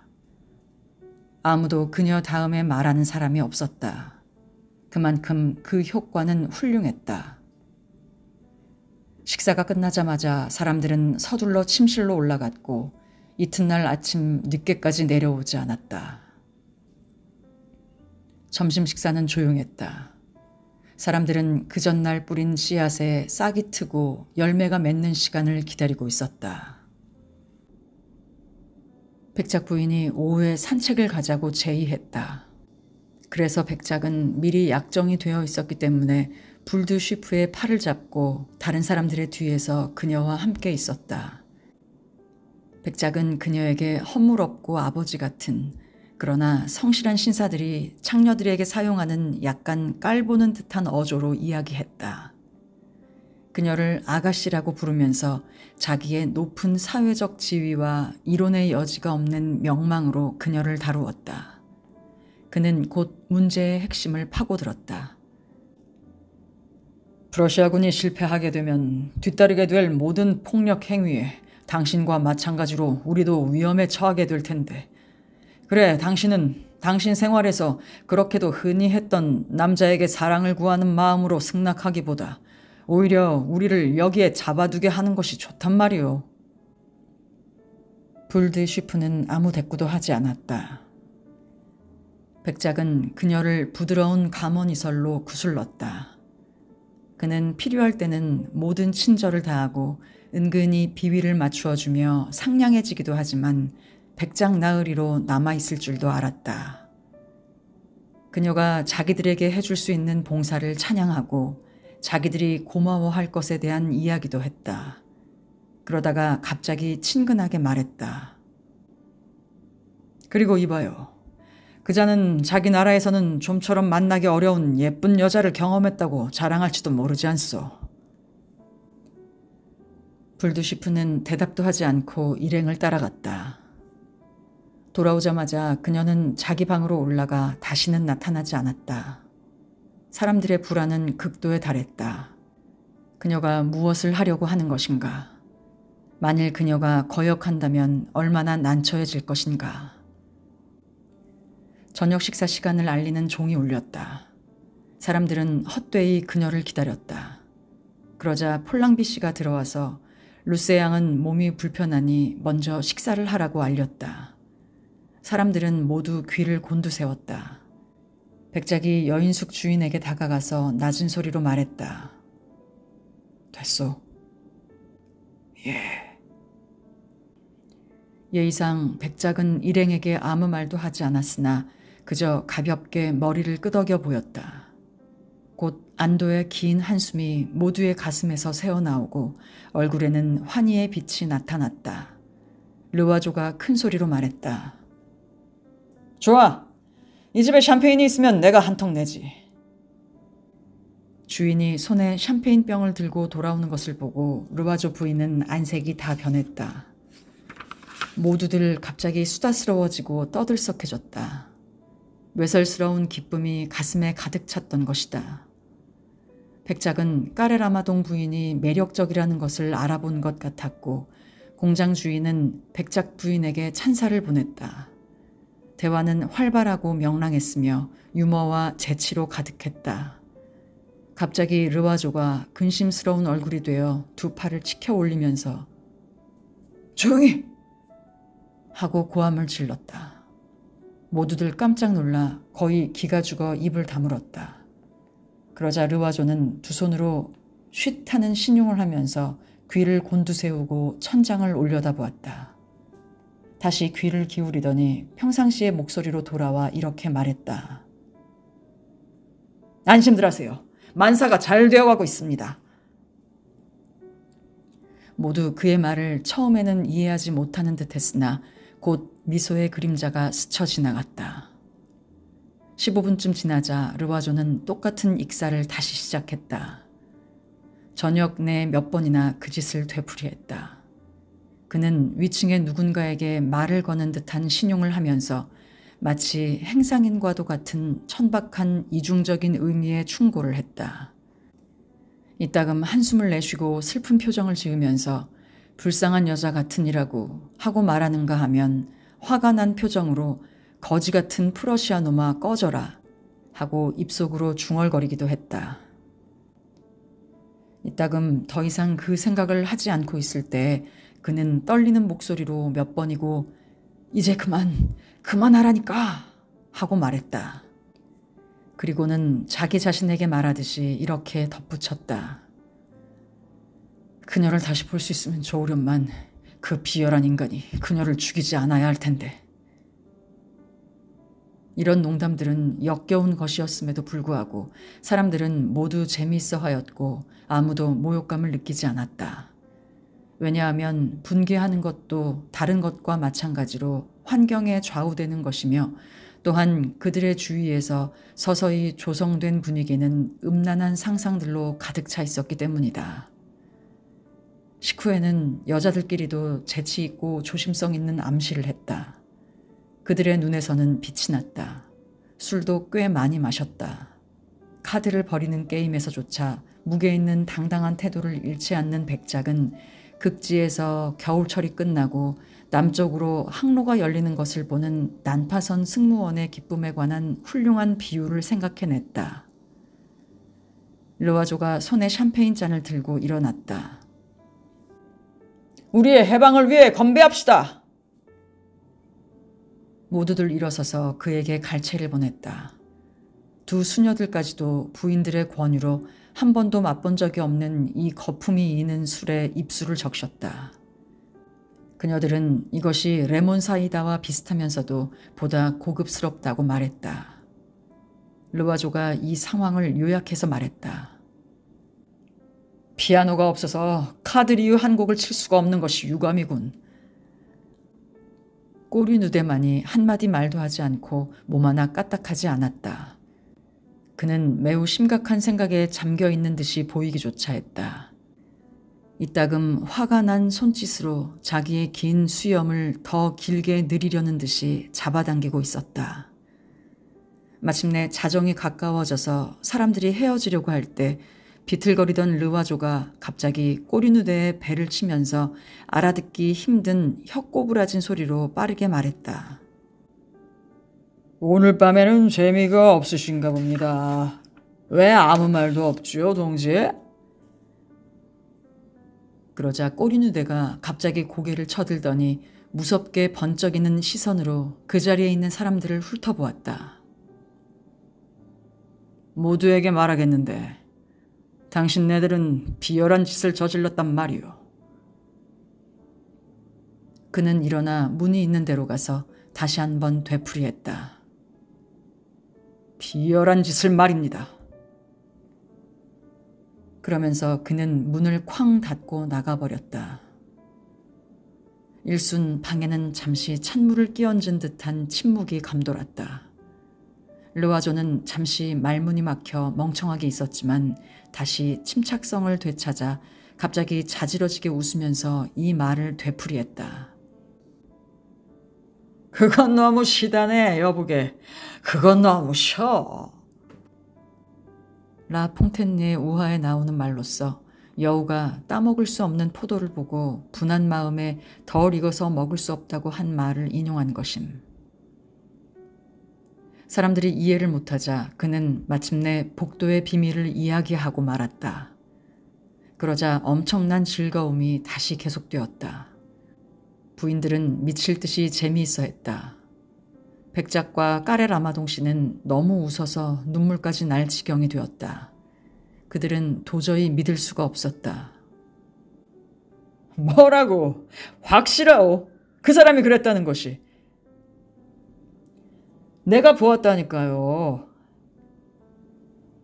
그래, 그녀가 거절했단 말이지요. 그 프러시아 장교가 옆방에 있다는 것이 거절의 이유였지요. 그럴 수가 있을까요? 맹세한다니까요. 백작은 숨이 찼다. 공장 주인은 두 손으로 배를 눌렀다. 르와조는 말을 계속했다. 아시다시피 오늘 밤 그는 그녀의 일을 재미있게 생각하지 않았단 말이오. 세 사람은 모두 배가 아플 정도로 웃어 제끼고 기침을 해대면서도 계속 웃었다. 그리고 사람들은 헤어졌다.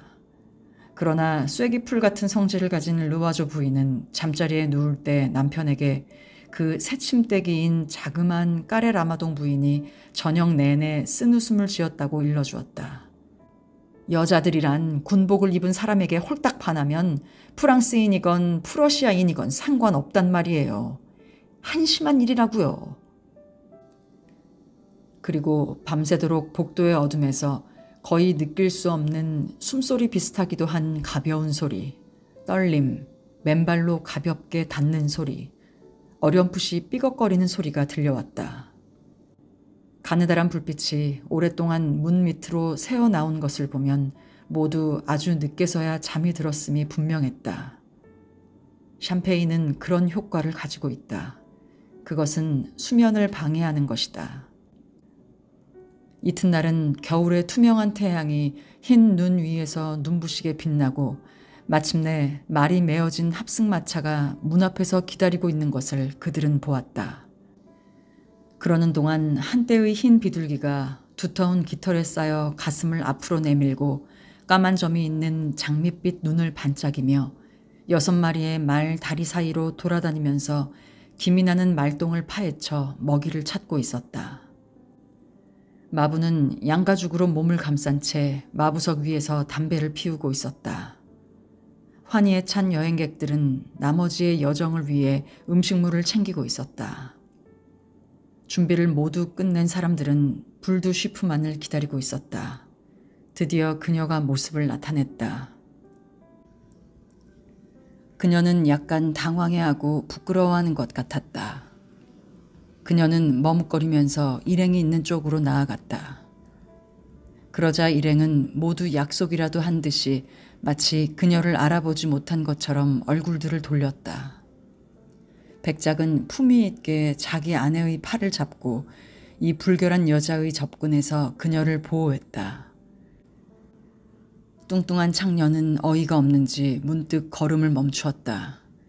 그리고는 있는 용기를 간신히 걸어모아 공장 주인의 아내에게 다가가서 "안녕하세요, 부인."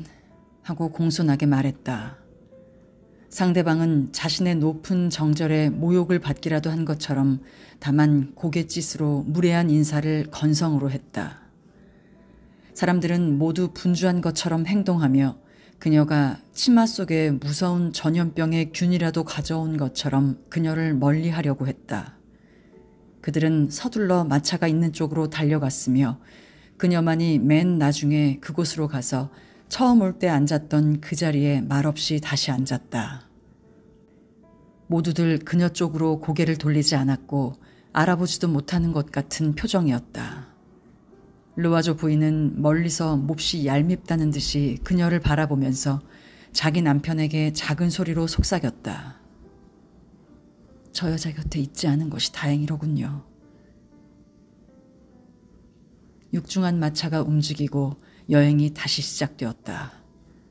처음에는 아무도 이야기를 하지 않았다. 불두쉬프는 눈을 내려깔고 깊은 생각에 잠겼다. 그녀는 곁에 있는 모든 사람들에 대해서 분노를 느꼈고 위선과 허위에 가득 찬 사람들에 의해 자신이 그 프러시아 장교의 품 안으로 내던져져서 그의 애무로 자기의 몸을 더럽히고 굴복했다는 것에 참을 수 없는 모욕감을 느꼈다. 그러나 백작 부인이 까레 라마동 부인 쪽으로 몸을 돌려 마침내 이 견디기 힘든 침묵을 깨뜨렸다. "데트렐 부인을 아시죠?" "네, 제 친구인걸요. 참 매력적인 여성이에요." "매혹적이지요. 정말로 훌륭한 성격에다가 아주 교양이 있고 예술적인 사람이죠. 황홀할 정도로 노래를 잘 부르고 그림 솜씨도 더할 나위 없죠." 공장 주인은 백작과 이야기를 나누었다. 마차의 유리창이 덜그럭거리는 사이사이 이따금 배당권 지불기한, 프리미엄, 만기라는 말들이 들렸다. 잘 닦지도 않은 테이블 위에서 5년 동안이나 문질러 기름때가 묻은 여인숙의 낡은 카드 한 벌을 훔쳐온 르와조는 아내와 더불어 배지그 놀이를 시작하였다. 수녀들은 허리춤에서 느리고 있던 긴 묵줄을 꺼내 진지하게 성호를 그었다. 그들의 입술은 활발히 움직이기 시작하더니 점점 더 빨라지면서 마치 기도 시합이라도 하는 것처럼 알아들을 수 없는 중얼거림을 계속했다. 그리고는 이따금 성패에 입을 맞추며 성호를 긋고 빠르고도 계속적인 중얼거림을 다시 시작하는 것이었다. 꼬른 유대는 꼼짝도 않고 생각에 잠겨 있었다. 3시간쯤 길을 달린 후에 르와조는 카드를 주워 모으면서 "슬슬 시장기가 도는걸?" 하고 말했다. 그러자 그의 아내가 끈으로 묶은 꾸러미로 손을 가져가 거기에서 냉동한 송아지 고기 한 조각을 꺼냈다.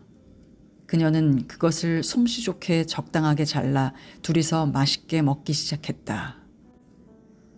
"우리도 점심을 먹을까요?" 하고 백작 부인이 말했다. 모두들 동의를 해서 그녀는 두 부부를 위해 준비했던 음식물을 풀어놓았다. 그것은 토끼고기 파이가 안에 들어있다는 것을 표시하기 위해서 사기로 만든 토끼를 뚜껑에 매달아 놓은 길쭉한 그릇에 들어있었다. 하얀 기름살이 갈색빛 나는 고기의 연한 살 속에 있는 맛 좋은 돼지고기도 있었고 잘게 저민 다른 고기도 섞여 있었다. 신문지에 싸서 가져온 네모난 그리위에르산의 맛 좋은 치즈는 그 매끈한 덩어리 위에 잡보라는 글자가 찍혀 있었다. 두 수녀는 마늘 냄새가 풍기는 둥근 소시지 조각을 무릎 위에 펼쳐놓았다. 꼬르뉴데는 헐렁한 외투의 매우 큰 주머니 속에서 삶은 달걀 4개와 빵 1조각을 꺼냈다. 그는 달걀의 껍질을 벗겨 발밑에 집 속으로 던져버리더니 우적우적 씹어대기 시작했다. 텁수룩한 수염 위로 노란빛이 나는 달걀의 조각들이 조금씩 떨어져 마치 그의 수염 속에 별이 총총 박힌 것 같았다. 불두시프는 허둥지둥 일어나느라고 아무것도 준비할 수가 없었다. 그녀는 분노로 숨이 막히고 화가 치밀어서 자기는 아랑곳 않고 태연하게 음식을 맛있게 먹고 있는 사람들 모두를 쳐다보았다. 처음에는 끓어오르는 분노에 몸이 부르르 떨렸다. 그래서 목구멍까지 올라온 욕설과 함께 그들이 한 짓을 소리치려고 입을 열었지만 분노로 숨이 막혀 아무런 말도 할 수가 없었다. 아무도 그녀를 쳐다보지 않았고 그녀에 대해 신경 쓰지 않았다. 자기를 희생양으로 프러시아 장교에게 던지고 나서는 마치 불결하고 쓸모없는 물건처럼 대하는 이 파렴치한들의 경멸 속에 자신이 내던져져 있는 것을 느꼈다. 그녀는 이들이 개걸스럽게 모조리 먹어치운 맛있는 음식이 가득 들어있던 자기의 커다란 바구니를 생각했다. 젤리를 바른 반지르르한 2마리의 통닭, 맛있게 구운 파이, 싱싱한 배, 4병의 보르도산 술이 생각났다. 순간 너무나 팽팽해서 끊어져 버린 끈처럼 갑자기 분노가 가라앉더니 이내 슬픔이 목구멍까지 가득 차올랐다. 그녀는 안간힘을 다해 힘을 주어 오열을 삼켰다. 그러나 눈물이 왈칵 솟아올라 눈시울 가장자리에서 굵은 눈물이 양볼 위로 천천히 흘러내렸다. 곧이어 더욱 빠르게 마치 바위에서 서서히 스며나오는 물방울처럼 눈물이 흘러내려 포동포동한 가슴 위로 뚝뚝 떨어졌다. 그녀는 사람들이 자기를 바라보지 않기를 바라면서 눈을 똑바로 뜨고 차갑게 굳어버린 창백한 얼굴로 꼿꼿이 앉아 있었다. 백작 부인이 마침내 그것을 알아차리고 남편을 쿡쿡 찔렀다. 백작은 어쩌란 말이오, 내 잘못은 아니지 않는가 라고 말하는 것처럼 어깨를 한 번 으쓱했다. 르와조 부인은 소리 없이 승리의 미소를 짓고 이렇게 중얼거렸다. 부끄러워서 우는 거라고요. 두 수녀는 남은 소시지를 종이에 둘둘 말아놓고 나서 다시금 기도를 드리기 시작했다. 그때 달걀을 먹어치운 꼬르뉴데는 맞은편 의자 밑으로 긴 다리를 뻗고 몸을 뒤로 젖혀 팔짱을 낀 채 짓궂은 장난을 막 생각해낸 사람처럼 회심의 미소를 지으며 라마르세에즈를 휘파람으로 불기 시작했다. 사람들의 얼굴이 순간 흐려졌다. 이 민중적인 노래가 확실히 모든 사람들의 마음에 들지 않았던 것이다. 그들은 신경질적이 되고 짜증이 나서 음이 맞지 않는 파이프 오르간 소리를 들은 것처럼 떨떠름한 표정을 짓고 있었다. 꼬리누대는 것을 눈치채고는 결코 멈추지 않았다. 이따금 그는 떨리는 소리로 노래를 부르기조차 했다. 조국에 대한 성스러운 사랑이여, 인도하라, 떠받치라, 복수하는 우리 팔을. 자유, 사랑하는 자유여, 그대들의 수호자와 함께 싸우라.